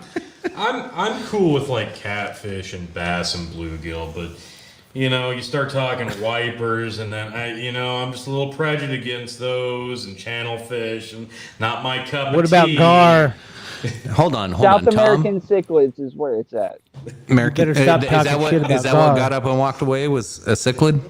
Yes, I have South American cichlids, African cichlids, and then I also have a freshwater tank full of betas and mollies and all sorts of others. How diverse. Why no Canadian, you racist? Whoa. I got fugitive cichlids in my Really? fucking tank. Never heard that one. All right, we're losing track of this shit. We're talking about can't be When did racist we, against white in people. 50 episodes, when did we ever have track chicken? Come on now. Jesus, I try. Like episode 2, I think. I For fucking like try. 10 minutes. Somebody fact check that. I fact checked it. It was false. That quick, really? Yes. You better- Fact check his fact check. I think he's wrong. Tony, that's as much effort as the other fact checkers put into their fact check. I don't like this person. It's wrong. So that's the and also Bernadette, I don't think you would have had to give him Cheetos. He probably fucking stole them from you. yeah. My old dog, he once jumped on the counter and fucking bit the tub of, it was one of those big country crock fucking tubs. He fucking ate the whole goddamn thing. Like, yeah. Wow. And then that same Butter. night, we Straight partied in the butter. basement and he drank like a half a bottle of vodka that somebody had spilled. Oh, dude. Wow. That dog knew how to party. Yeah, he did. True. Butter and booze, man. You're more Dude. Nebraskan dog. All right, Lynn, sorry. Leroy, he's probably still around. Fucking Super Leroy. I love that dog. Super Leroy. Yeah, he would be like fucking 21 years old now, I think. I'm gonna say probably. I not. know. I'm sorry. But also Hey, check Leroy was out a on good KOE dog. Nation upcoming content. I'm going to be debuting the world's smallest farm dog. Look forward to that, folks. Lynn, what content? You got a coming up? Chihuahua? Yep. What kind of content do I got come up? Yeah, I'll probably share some memes on my fucking Facebook page. That's what I got coming up. Oh shit, y'all! Yeah. Some fresh Yo. memes. Fresh ass memes from my Facebook page. And if you're not friends with me, then it's your fucking fault. 'Cause, Well, you heard it here I'm not first, gonna try to folks. be friends with you. Like, unless you are following Lynn on Facebook, you are missing out on the freshest of the fresh memes, because that's what it's all about here in the Dog and Chicken Show and Big Bucket Entertainment and all of the Yeah. various podcasts. And you know, I'm not Lynn on Facebook. I am Leonard Skinner West. Dude, don't give up your alias like that. Come on. Yeah, I don't tell anybody. No, that's my Facebook name. So if you want to friend me and I don't know who the fuck you are, I'm not gonna fucking accept it anyway. So it doesn't matter. So it's not just their loss; it's fuck you for not knowing me too. That's pretty bold. Yeah, it's fuck you because we didn't have a beer together at one time, and that's why I'm not friends with you. Well, I now- only fucking friend people that I've like know personally or drank beer with. Now that's one way of putting it, Lynn. Now the way I would put it is to all you people out there, for every day, hour, and minute you have not subscribed to KOE Nation, to Dog and Chicken Show, to all of the places where you can get your KOE content, you are basically leaving money on the table. You are not being up to the minute informed of all. Yes, you are missing out. You are not You are not together with all the up-to-the-minute updates of your KOE content. I mean, you get to keep up with all the happenings of this gorgeous mug. I mean, it's basically the greatest deal ever. I mean, there was, the signing of the treaties that ended World War II. There was the Declaration of Independence. And then there is you subscribing to KOE Nation on YouTube. The best deal What does KOE ever. stand for? The king of What's not KOE only stand stream, but also the king of the ethereal. Ain't that right, Tony? Yeah. Okay. So I gotta plug the other portion of it now. I was just trying to help him out on his super plug. Thank you. Thank you. Super Thank plug. you. He's got a couple super plugs, let me tell you. The paranormal group that I'm in charge of, GRIP, Ghost Research Investigation, the Paranormal. We got the co-founders right here. We just did a case in Malvern, Iowa here a few weeks ago. We're almost done with most of the footage, and of course, the Phil cut, all of the various videos of Phil. You get a good preview of it on Facebook. Episode 49 or 48, and yes, we will be seeing Phil become the king of the ethereal, if you will. So KOE stands for King of the Ethereal and King of Extreme because of Phil's. Oh, now you just made it numerous- official. You know that, right? Well, that's fine. He was going to do it anyway. But Phil's various accomplishments in the backyard wrestling ring, that's why he's the King of Extreme. And, I mean, are we going to add anything else to the E? What else could the East possibly stand Hold for? on. I think Lynn might have a suggestion here. Erection. Oh, Definitely erection, but king of erection. I was raising my hand for another reason. I wanted to just talk to Tom on a personal level since it was like a week or two ago when I was on this last podcast, and I asked you a personal question. I said, "What's your favorite Metallica song and why?" And you didn't give me a straight answer. So I got some homework for you, Mr. Tom. If you choose to accept it, sir, do you? No. Do you don't accept any fucking homework here? All right, so all I was you're trying going to tell me do- to listen to Metallica, huh? Well, I want you to divert yourself into do you do jogging in the morning? Do you do any kind of working out or anything like that? Well, with those muscly arms, he does. absolutely. I mean, come on, at least with them 1,000 fucking push-ups guns, a day, man. What the fuck? with them guns, you should have some kind of lifting music or some kind of fucking jogging music or something. What I want you to do is just pick out one fucking Metallica album besides Saint Anger. Besides Saint Thank Anger. you. All right? Pick one album, right? And just listen to it with fucking headphones on. Justice And for don't all. fucking skip anything. Just listen through it all in its entirety. And tell me why you've never liked this band before or have never even heard their shit. I mean, because it's been eating at me for fucking weeks. Why you've never even fucking appreciated any of Metallica's He sounds like music. he's going to get God right on damn it. it. Yeah. So let's hear These Tom's. guys, I need to change your fucking brain to appreciate fucking musical talent because these guys are the fucking kings of extreme metal. Because they're the Phil of fucking metal music. That's all I'm saying. They're the kings All right. of All right. extreme. Let's You know get what I'm Tom's reaction to this. I yeah, have reboot it. watched a Netflix, I believe it was a documentary on how they were making an album one time. And I guess I've heard their music here and there. I wouldn't know it was them. I guess unless I was sitting there thinking, this is probably the worst crap I've ever heard in my life, it's probably Metallica. I watched their process for how they make songs, and they're just like, what should we say? Babies and cribs, and what is it? And then they went and edited it out so it sounded completely different than what they were actually saying in the Yeah, I'm more into artistry, I suppose, when it comes to my musicians. All right. All right. You So just I got a will, lot of I hate will, right I now. will, Read I will rap. transfer this back. I will I transfer like this back. artistry, so I know okay, you like exactly. rap. I know exactly what he was listening to. He was watching the goddamn some kind of monster Yeah. documentary Yeah. when they were trying to make Sing in Anger, the one Yeah. album I told you not to listen to. Oh, okay. Why? Yeah, Saint Anger as a all right, there Metallica was a lot album of is a stupid shit going. steaming pile of There shit. was a lot of stupid shit going on during that, and it was a weird time in my life. That album came out. I was deployed to Iraq, man. It was 2003. I got this fucking album mailed to me, and I went, "What the fuck is this dog shit of a fucking album?" And then they made a documentary pretty much explaining all the stupidity that happened during the recording process of that fucking album. They brought a psychiatrist in, and the psychiatrist by the end of the fucking movie was trying to like give them fucking pointers on how to fucking make their music. And it's like, dude, you're a psychiatrist. Shut the fuck up. You don't know shit about making an album. Fuck off. If you're But looking they listened for to him. artistry and you like Yeah, fuck that goddamn album. poetry involved in your lyrics, look at anything before the Black Album. Black Album to an extent, but look at like Justice for All, Ride the Lightning, Master of Puppets. You're not gonna find better poetry within the lyrics. And get past the music itself. If you're not a metal fan or a classic rock fan, I get it. That's fine. Or thrash metal.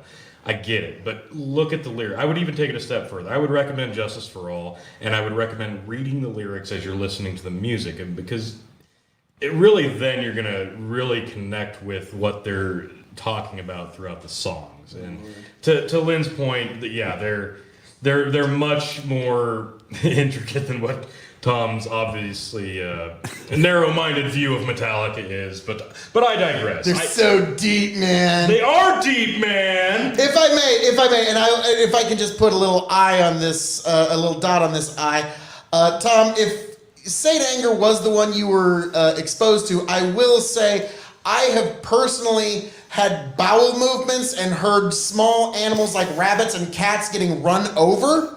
That sounds better, more inviting, and a much greater artistic expression than the steaming pile of shit that they called Saint Anger and then had the temerity to charge people money to actually listen There's to a this couple good songs. fucking this is a fucking holocaust for the ears, okay? That is an atrocity, okay? That is fucking terrible. That's how bad Saint Anger is, okay? That's Hey. Me and Phil don't agree on much, but I fucking completely agree with this man right now. But I need to ask Phil a philosophical question. well, right up my alley, sir. All right. So, what's your favorite Metallica album and why? Black Album, because it's the best one. That's This why. is the first one you bought. And I That's bought the the most other ones, and they were all commercialized one, disappointments though. in comparison. I'm not one to compared trash Black on your Album, they were fucking all opinion. disappointments. Sorry. I'm not one to trash on your opinion, but watch yeah, that your was the judgment, most folks. commercialized fucking It goes Yeah. Black Album, bubblegum. everything else. That's. So now, Tom, Definitely I know you're haven't really, heard you're Chicken. really Yeah, fascinated by our Metallica talk, but you gotta understand, Metallica is fucking important to Midwesterners. Like, we take this shit seriously. Like, I don't know. All right, what- hey, look It's behind like me. Leonard Skinner Look in behind me. Alabama. It's hard to Focus talk this over goddamn. Phil. Focus the camera on me right now, just right now. Yeah. Oh boy. Right. All right. Look underneath, at the bottom row. Damn near every single Metallica album on Yep. vinyl hung up on my wall. Why? Yes, sir. Because they're fucking metal gods, and I have all their important fucking works of art on my wall, on display. Everything else digital, so I don't even take them out and fucking play them. I have a record player, and I will pull one out every now and then and play it. But yeah, dude, I got that shit on digital, but I still wanted it on my wall because I like to support my band. And yeah, the shit above it is So other let's music let's that I go to find Tom. on. Tom, like none of us have even asked you what do you prefer in music? Who are That your would be favorite helpful. bands? You know, let's give Tom a chance. Don't tell me- here. Like the poor bastard's been kicked in the face like 6 times now. Like let's give him a chance. Yeah, I don't want to shit on your genre. I do. I You're not accept gonna your shit. challenge. I will listen to an album. I am intrigued, so I will go listen to one. I listen to just about everything. I like a lot of oldies. Most of the modern stuff I listen to is more like alternative rock right now. Like I like Imagine Dragons. I really like Alt J is my favorite band right now. So yeah, but I listen to rap. I listen to just about anything but country music. So Okay, so we have All right, something we in common. we there. agree. We found a place where we can all have a common ground. Fuck country Solidarity. music, yeah. except for Phil, because Phil's a farmer and he has to listen to it. It's in his DNA. I don't prefer country music. It's not the first thing I'm going to listen to. I'm in a Alright, tractor okay. sometimes where the only fucking radio station that comes in is goddamn country music. Okay, hang That's on. it. Hang on. Or it's AM radio Alright. where you can listen to All right, Rush I'm Limbaugh. raising my hand again. Hang on. I'm Hang on. raising All my right, hand let's- one Tony's, more time. Tony's got it. Let's get Lynn real quick. All We'll right, go to Tony. so I do want to like digress my hatred for country, and it's usually anything from 1991 on up, and any of the older country from fucking back in the day, your Waylon, your fucking Willie Nelsons, that kind of shit, I'm cool with. I fucking love your old school outlaw country. So, That shit Yep. was good, and it was fucking tight. Anything from like Brooks and Dunn, fucking Garth Brooks and suck a fucking Oh, fart out of my God ass damn. because fuck 'em. all right. I fucked that 90s to fucking above shit. Booski It was all boogie. corporate On the fucking subject trying. of me talking about trying nuclear to holocausts sell of product. music. Garth No, Brooks. so like country music from the 90s on up was nothing but product placements trying to sell fucking like John Deere, Jose Cuervo. I'm just going to name off like every other song you can think of. It was a fucking product placement. Every country song was a goddamn commercial from 1990 on up. Yeah, This that's, And it motherfucker's proved me spitting. fucking wrong. that's genre. The spit that he Motherfucker spitting. It is bullshit. But well, if nothing I else, saw Tom, commercialism. you did learn something valuable today. Midwesterners take their fucking Metallica seriously. Jesus Christ! Okay, you better get yourself a favorite song, otherwise. All right, Tony. So, Tony, what you okay. have? And then we Dude, wrap I'm going to this make a up. fan out of you, Tom. The I'll thing make a about fan out of country Tom. music. The thing about country music is the only country music you're going to like is going to be a product of when you grew up and the time frame in which you listened to it. Like personally, obviously I'm slightly younger than Lynn, so I like the stuff from like 90 to like 96, that stuff in that era. Like I can put that stuff on me. And Dude, listen I to was 10 in the 90s. well, and everybody liked fucking only Metallica when they were 16, but I digress. So the thing about country music is, like me now, if I listen to something that came out in like the last 3, 4, 5 years, most of it's pop country. It's pop music disguised as country, and these guys aren't country artists. And you could look at the guys in the mid-90s and say, okay, yeah, they're not country artists because the guys before them. And the guys before them would look at those guys and say, well, they're not real country artists. So it's a product of the time. Country music, I don't want to say it evolved because right now it's evolved into nothing but pop, in my opinion. But the only way you can actually appreciate country music is if you enjoy listening to it, you can actually relate to the music and you can relate to the surroundings that you're in and listen to music and relate to the song. And if you can relate to the song, then you can start to relate to the genre and you can start to relate to the melody and the lyrics and so on and so forth. But it's like that Wow. with every genre of music. Like Tom said, he likes Imagine Dragons. It depends I on got the the setting snacks, that Lynn. you're in. It depends on what your vibe is. So I get it.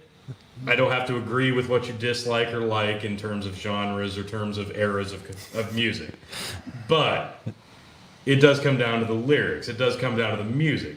Who's writing the music? Is the person singing the song? Did they write the music? Did they write the album? Is their band legitimate? Or is it just fucking computer? Nickelback rules. Yeah, there you go. So music all comes down to taste. All right. But I will end with the Eric Church concert I went to was one of the most hard rock looking concerts I've ever been to, disguised as a country concert. So it all comes down to taste. All right, everybody can put their hands down. We'll go in a circle here. We'll go Phil, Lynn, circle back to Tom, and then I'll wrap this bitch up. The last thing I want to say about country music before we get into our outros for the evening is, have you guys noticed in the last few years, it's basically become rap with people snapping Yes. in the background? Yes.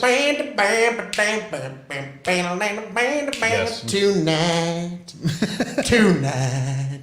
And then they'll basically just be talking over a slightly country, and people like, Oh, don't get me started on that.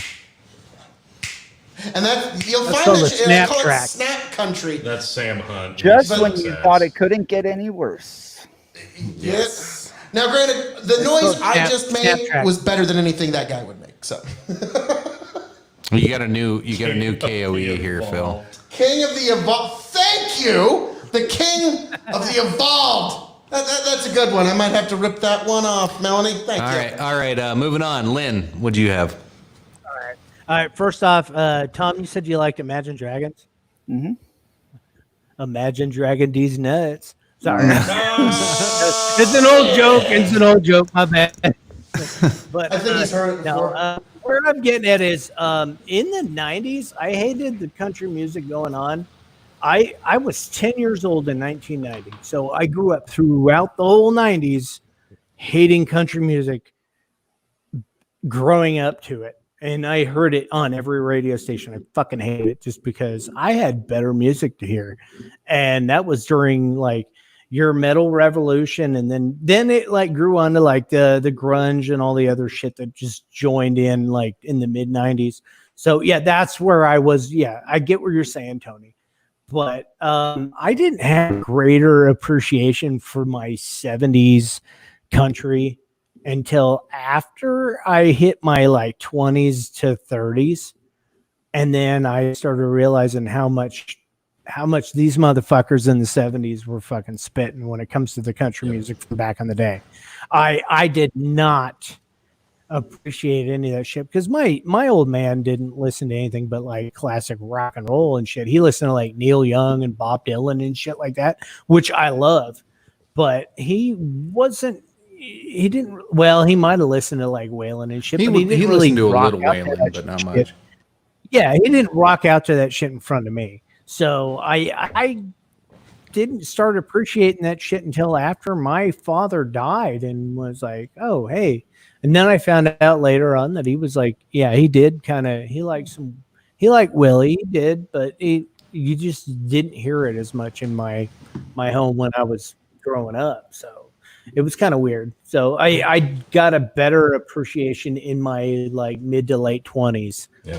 Into the like 70s country, and I have friends that were like really indoctrinated into the old school country, and they kind of got me more into it. So Shout Lynn, out to Shane Grant. Canadian dude If he's asked listening. if you heard Leo. I can't pronounce that name. Leo Murachiolis. Oh, whatever. Murachiolis. I'm gonna have to check it out. I've never heard it. I'm Lynn, not you familiar. heard that? Familiar with it at all? I will definitely. I might have, but I didn't really like look at any names. I listen to a lot of covers and shit on Facebook, or I mean on YouTube, and I don't really listen or read the names and shit. I just kind of go video to video, and maybe I have. Oh, so they like do they do like metal covers of fucking like pop songs? Yeah. Sometimes, yes, I'll divulge into that shit, but Now, nothing's better than that. What was that Puddle of Mud's cover of About a Nirvana? girl. Oh my god. yeah. Did you hear Well, Slipknot's cover of the SpongeBob SquarePants theme? All right, let's save those for the post show later. Yes, We'll play those so we don't get kicked off of here and we can actually have some fun. Tasting shitty music. Yeah. Tom, it's on you, sir. So, All right, go. Chicken, I believe you posted something earlier about wearing masks. Yep. Yeah. So I wanted to comment, but I decided I thought it was best if I save this for here. In this comment, you are telling people that they are not allowed to tell you what to do and that they need to stop talking about all the masks and telling other people what they should or shouldn't do with those masks. correct? Is this? Do you agree with this characterization? The worst thing I did in that thing was to put the shush symbol at the end of it, because that implies that I'm telling you to shut up.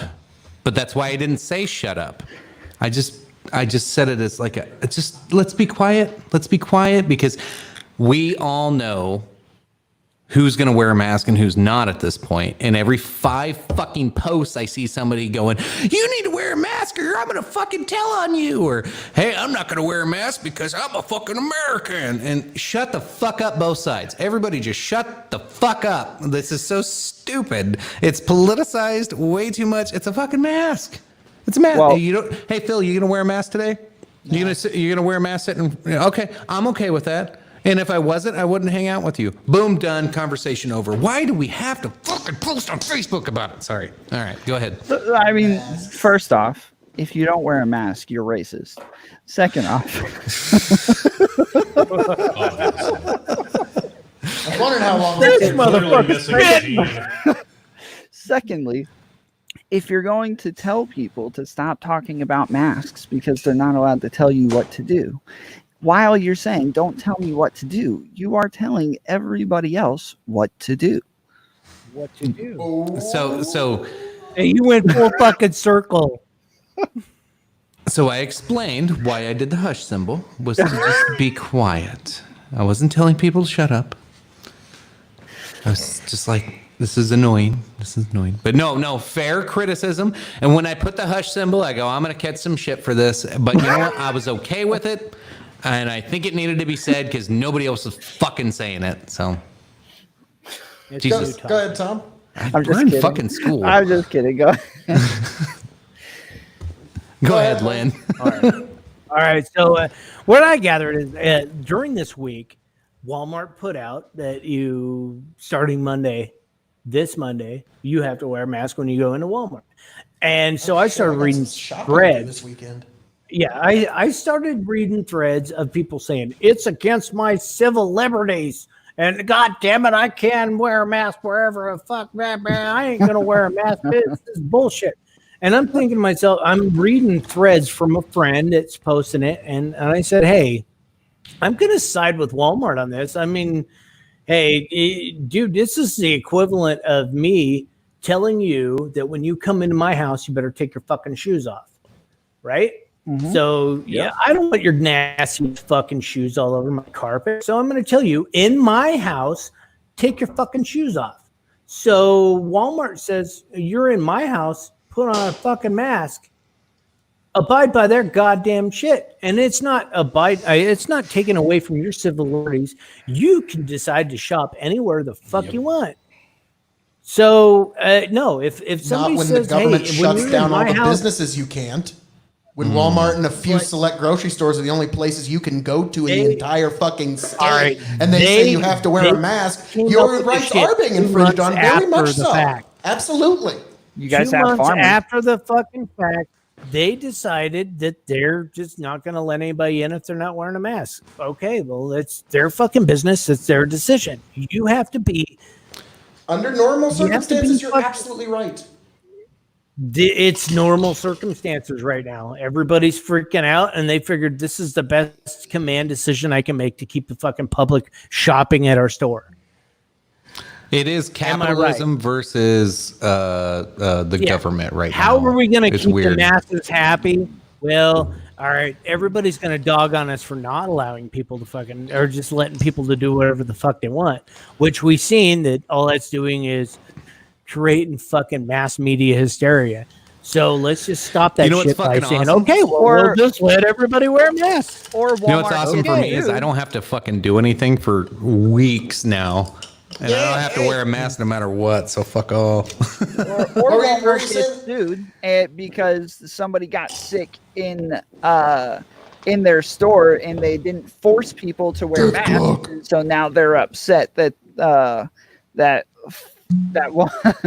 Thomas on this. Thomas. I think that was in reference to you calling me out on my hush symbol, Tom. But. Yeah, but yeah, like I keep wondering, like, at what point is somebody actually going to sue a store because they got sick in their store and that store didn't force people to wear masks or gloves, or they weren't sanitary enough or something like that. Like I'm just waiting for that one to pop That's up. the big problem, though, is because it's impossible to actually be able to determine where you got a virus. If you, I mean, you can kind of make determinations. I You can probably got it speculate. there. I probably, could- but it's impossible to actually. We could do say. an hour just going around of asking each other questions on what we believe on COVID. If you can get Yep. it from contact surface, if you can get it from coughing, get it from sneezing, if you can get it from handshake, like I guarantee all 5 of us have a different understanding and belief on how easily or uneasy it is to contract this virus. And that's the real fucking problem, is nobody's telling you the fucking truth, and it's all being manipulated, and it's all horseshit. There's probably some really good data out there, and Somewhere. and we Isn't all it probably have according bits to and New pieces York, of you it, but it's so diluted with all the fucking fake news and bullshit because they're trying to scare the fuck out of everybody right now because it's an election year. I don't think that's true. I think that for the most part, there's a fairly easy consensus between most of the major medical organizations, like, you know, the CDC or the WHO or, you know, On whoever. what? Be specific here, because On most of on one, how you Asymptomatic, contract asymptomatic carriers have been jumping between being contagious to not contagious for the last 2 months. So the experts can't even keep their story straight from week to and week. I just saw another story today. If you are asthmatic, you shouldn't wear a mask. So what the fuck? Sorry for interrupting you there, Tom, but it just came to my mind right then. There's like, but asymptomatic carriers, we've been flip-flopping back and forth on whether that's a big deal for 2 months now.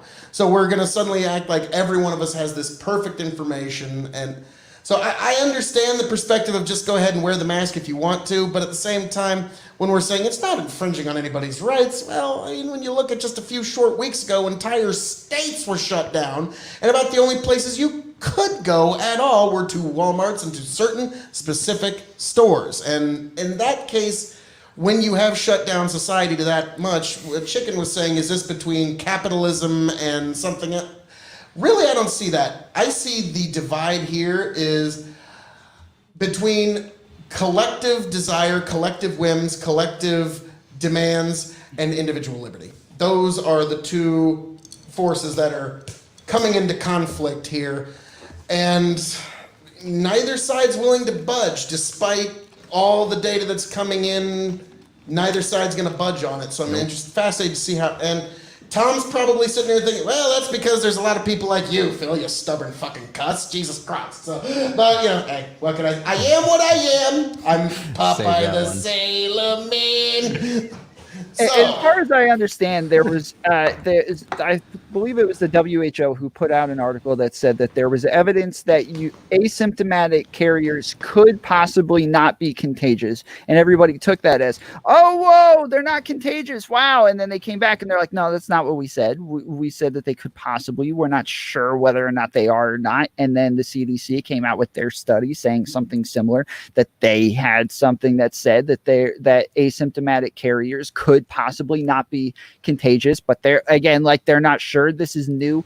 The information is going to change. It's normal, but I think a lot of people see information changing and immediately react to that as, no, none of them know anything. They don't know what they're talking about. Me personally, I'm just going to go with the best information from the top people at that moment. And if it changes, then I'll change with them. So how about the study that says that Black Lives Matter actually slowed the spread of COVID while anti-lockdown protests spread COVID? Those were scientific studies, in quotations. Yeah, I don't know about those. I don't know about those either. The source matters. Like this is what I'm saying. Like when we're talking about top medical organizations, like we're talking about people that actually we should look to. These are authorities that we should be paying attention to, not Joe Blow on YouTube. My problem with that is you have so many of the top respected organizations that we're supposed to be able to trust saying contradicting statements, not just to each other, The but to fucking themselves. Surgeon General That's- gave a fucking speech on the White House podium There you go. saying stop wearing masks. Now I get this is old and he's Right. fucking turned around. And Fauci came out and said, yes, we told everybody this to help increase the supply of masks. But like still, that's wrong. So when Tom, if you want to follow the WHO, believe the WHO, you want to follow CDC, believe the CDC, you can't blame everybody else for being sketch on it because they've continuously lied. It's what's our Eddie Guerrero lie, cheat, steal. That's what it seems like our government is doing in all facets of every organization, just to. Yeah, I don't even know what I don't know what their goal is. I don't want to speculate on what the goal is, but it sure I as will. shit. It I sure will. as It's shit power. isn't us. Yeah, it's probably power, but it sure as shit has nothing to do with the betterment of our well-being. That's just my personal thought. So I just have one question, guys. So yeah, that music thing that we were going to round the episode out. Yeah. What the fuck happened? We had a mask discussion. We were in the era of masks, and we had to discuss it. And yeah, Tom, I do We will appreciate you. continue the mass discussion. I think we do need to round this up. I'll do a quick promo and then we'll go around the table and right. let everybody plug each other's stuff There and you all go. that good stuff. But real quick, before we get into any of that, Yeah. I need to fix my goddamn share screen here, of course, Sheesh. because I know she. Fucking asshole. Well, Yeah, you this know. guy. First mute gate, now he can't get his share screen right. I mean, jeez, chicken. I mean, So anyway, your impeachment's around the corner. so we're gonna round up this episode. We're gonna take a short little break, and then I'll post a link if you wanna join our show. And join our post show rather. It'll be another hour or two. We're gonna take like I said, a break because it's like 100 fucking degrees in this garage and we need to cool off. But join us, dogandchickenshow.locals.com. I'll post the link there when we're ready to jump in. If you're, I don't know, want to jump in on the conversation, get a little crazy, debate us a little bit, I am always down with any newcomers. And it's a nice little echo chamber. You can't get canceled. It's kind of like a little Facebook page, but Zuckerberg won't kick you out. Unless your name's Phil and you piss me off, then I will be happy to kick you out. I'm just putting this in even more documentation to your mute gate impeachment inquiry, chicken. And so Tony, before we, I'll let Phil start doing some plugs, but we got some comments in there real quick if you want to wrap those up. Yeah, let's wrap out some comments. Brant touched on this. Homemade mask probably never cleaned. I think that's probably. You know, I true for wipe with mine. Well, I mean, obviously. Well, yeah, because you don't believe in toilet paper, but you That's never did before recyclable. toilet paper. Oh, what? You can get toilet paper now? Oh yeah, yeah. Yeah. Oh, shit. Turns out that wasn't a mass hysteria. Sorry, thing. my bad. I'll start buying toilet paper. Yeah, yeah. Who washes their homemade mask daily and who monitors? You know, I think that varies person to person and place to place. I obviously. You know, I will say honest, yes. I've used no this- one and no one. That's who. I disagree with no one. I've used the same mask I'm over going and to over. disagree haven't ahead washed of time. Yeah, I'm same going to here. disagree right now. I have like 6 fucking masks. I work 5 days a week usually, and I throw my masks in the laundry with my work clothes, and they're just like homemade personal masks. Yeah. And yeah, we have to wear them for work, so yeah, I just throw them in the wash with my work shirts and shit. And yeah, I do wear a freshly washed mask every fucking day, and they're all personally made. I got one with the Misfits skull on Oh it. yeah. His One that wife's got says a cricket. Metallica. That's good. Yeah, she's got a cricket, so she put like a lot of cool logos and shit on my stuff. And Tom's you know got what? his Yeah, Lysol out. we wash my shit, Here's one. and my masks look pretty stunning every time. Oh, so Buddha says he heard it can be transferred through semen, so I should be careful tonight. That's probably solid Oh advice. God, that's a double dose. So COVID's It's a an double STD? dose, Tony. I wonder, like, are a we little talking overly orally confident. or on the skin because it makes it You different? can So get the you can next, get the next chicken. comment. Oh, sorry. The next comment was, what are we going to do when testing for COVID-19 becomes mandatory for all to find out who are asymptomatic and who aren't? Those who are asymptomatic will be discriminated against and will be made to wear the scarlet letter. And this was kind of a Dude, topic I'm white. I'm already wearing a scarlet letter. Yeah, that's obvious. But we talked about this a bit with people wearing like. And Tom said it. Yeah, we talked about this with people wearing shirts of the places they work, like the meatpacking plants, and it's going to happen. But I think this is going to be a case of. It'll pass because everybody's looking to blame a monster, and they're going to blame the monster in front of them. They're going to Orange Man. Yeah, they're gonna. Well, obviously, that's the top one. But they're gonna blame the people that they're able to see in front of them the closest. So that too shall pass. It's going to be a fad. All of these things and people that they're pointing fingers at. It's a fad. It will pass, and they'll find the next thing to point the finger at because that's just how it works. What you got, Lynn?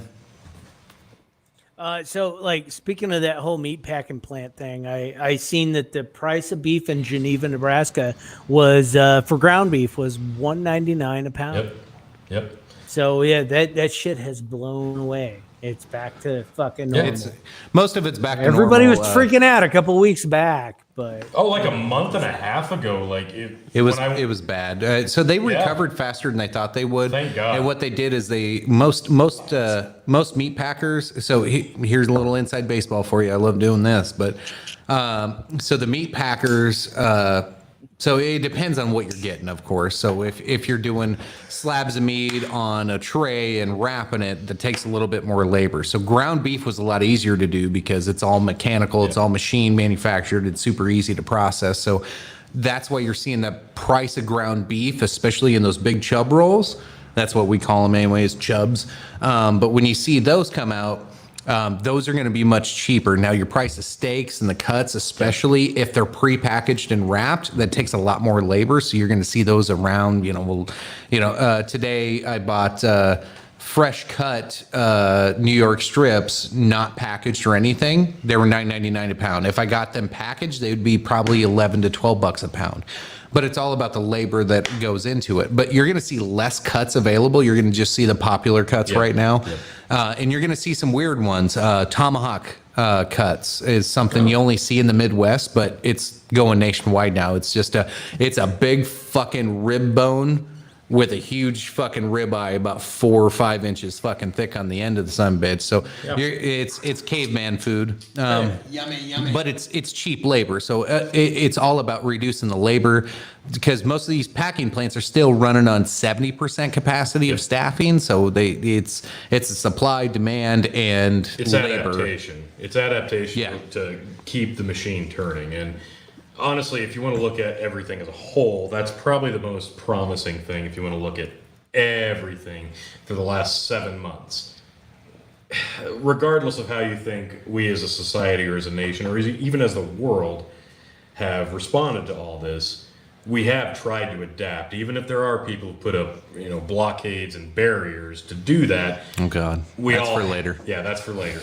As far as food goes and other services and goods, we have adapted in a way that not just appeases to everybody, but appeases to at least most people. And that's, at least we've been able to keep the machine going that way. You got Corbett calling you. You got to tell him to call my phone and I'll phone him in. Yeah, no shit. Here, let me text him back.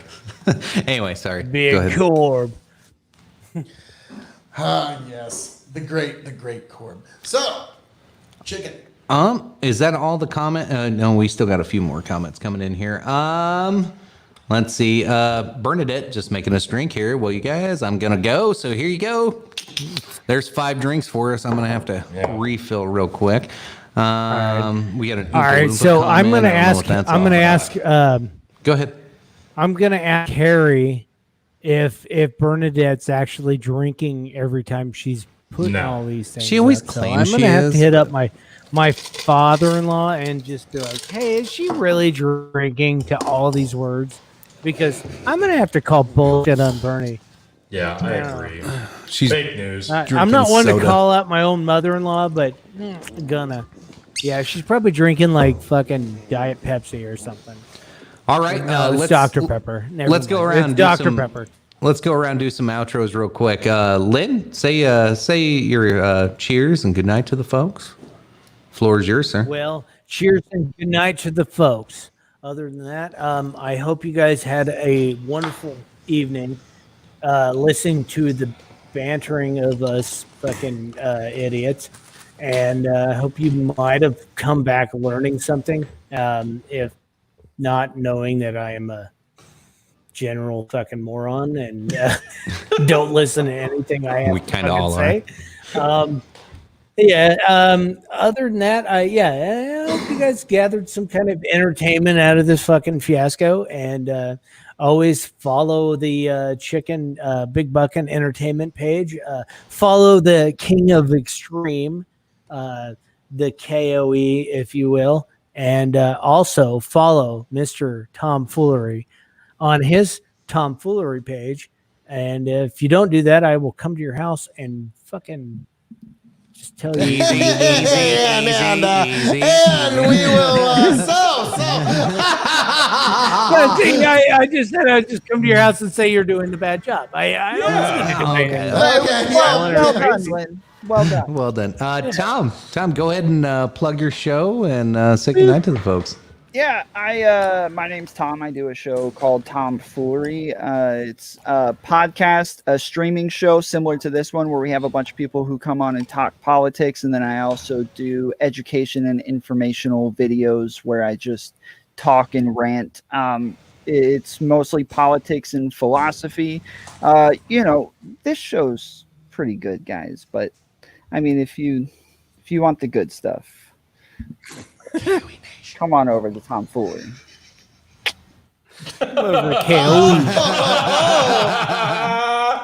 Oh snap! That was brutal. No, I appreciate you jumping on, Tom. Tom does have a lot of good intellectual conversations and some good deep topics, and he's got some great guests, and hopefully soon we're trying to line up where we can kind of have a 4-on-4 just battle royale. Oh yeah! Oh no, I need some fucking hand sanitizer. Phil, go ahead and wrap it up, buddy. So, folks, thank you all for joining us here for this very special live and in person Dog and Chicken Show episode 50. Folks, you were here for it. Thank you all for everyone who joined us. Lynn, thank you for all of your insight and for bringing the word of Metallica out to the world. It was very necessary. Tom, thank you for joining us, for giving us a lively debate. Everybody, go over to Tomfoolery Show, the Tomfoolery Show on YouTube, and check out his show where not too long ago he had one of the greatest guests of all time ever. Your King of Extreme, Phil KOE, appeared upon the Tomfoolery Show. It was like unstoppable force meets immovable object. It was amazing, folks. So definitely keep your eyes on that space for all the future that could happen there. Also, folks, be sure to like, share, subscribe to Revolutionary Wrestling Podcast, where you can see all the crazy happenings of me and Tony G. Be sure to subscribe to Dog and Chicken Show and Big Bucket Entertainment on Facebook. Folks, what are you doing not subscribing to that? And last, but certainly not least, you are depriving yourself every minute you do not subscribe to KOE Nation on YouTube. You are doing the equivalent of leaving money on the table when you could keep up with the gorgeous happenings of this gorgeous mug, and you can do all of it with one click, folks. That's all you have to do. One click on the subscribe button to any one of the shows that I just listed. That's all you need to do. That's all you need to be able to have the greatest fusion of entertainment and enlightenment that has ever been blessed upon this planet. So, folks, as I am known to say around here, all that being said, this has been episode 50 of the Dog and Chicken Show. Tony, Chicken, take it away. So this is what it's like live, and I didn't start drinking till 8, so I'm not as buzzed as I usually am at this point in the show. Just gonna ask, like, how is it actually physically possible that my eardrum is blown out while wearing this headset? I don't know. I don't know, but like he's so loud. Somehow he's even louder. Chicken, I must ask. What do you mean? I must ask, Chicken. Yes. Do you think your kid and your wife are just like? Oh, they're Loving super. it. They're What the super. fuck is that? They're super PG right now. I guarantee it. What is king this of crazy ass extreme is over. noise Of coming course they're in? happy. They're in the garage, and all I hear is this. And like and subscribe. And That's okay. They my usually kids. they're usually listening to me watching fucking YouTube videos anyway. And yeah, Phil might be one of the louder ones, but there's others out there. True. Tony. No, Jeez, I was gonna plug stuff, but No point now. there's really nothing left to plug. Like Phil said, follow the KOE Nation on YouTube. Follow the Revolutionary Wrestling Podcast on Spotify and YouTube. Follow, obviously, the Dog and Chicken Show, Spotify, YouTube, all the podcast formats, especially Big Buckin' Entertainment on Facebook, Big Buckin' News on YouTube, all the good stuff. This has been episode 50, live and in the flesh, and basically in the seventh ring of hell. I don't know. I think we got to like 100. Open your garage door. But no, this is fucking great, and I'm glad we got 2 hours and 15 minutes out of this shit, and everybody got to listen to us all live and in the flesh. This was great. Yeah. Appreciate y'all tuning in. Again, we're going to take a intermission, probably a good hour or two, maybe intermission. And then we're going to start having a post show. I'll post that link again. I'll post that link on dogandchickenshow.locals.com. If you wish to join the debate, argue, or just hang out with us, BS, have some drinks with us, always welcome to join. We got to cool off, go into some air conditioning, and relax for a minute. Because wow, I think if we did drink any more than we did, it wouldn't have mattered because we probably just would have sweated all out anyway. Because this is a bit of a sauna. But again, Lynn, Phil, Tony, Tom, as always, appreciate y'all jumping in on the show, giving your insight to everything. As always, folks at home, raise a glass. We'll end the night here. As always, appreciate you. Love you. Bye.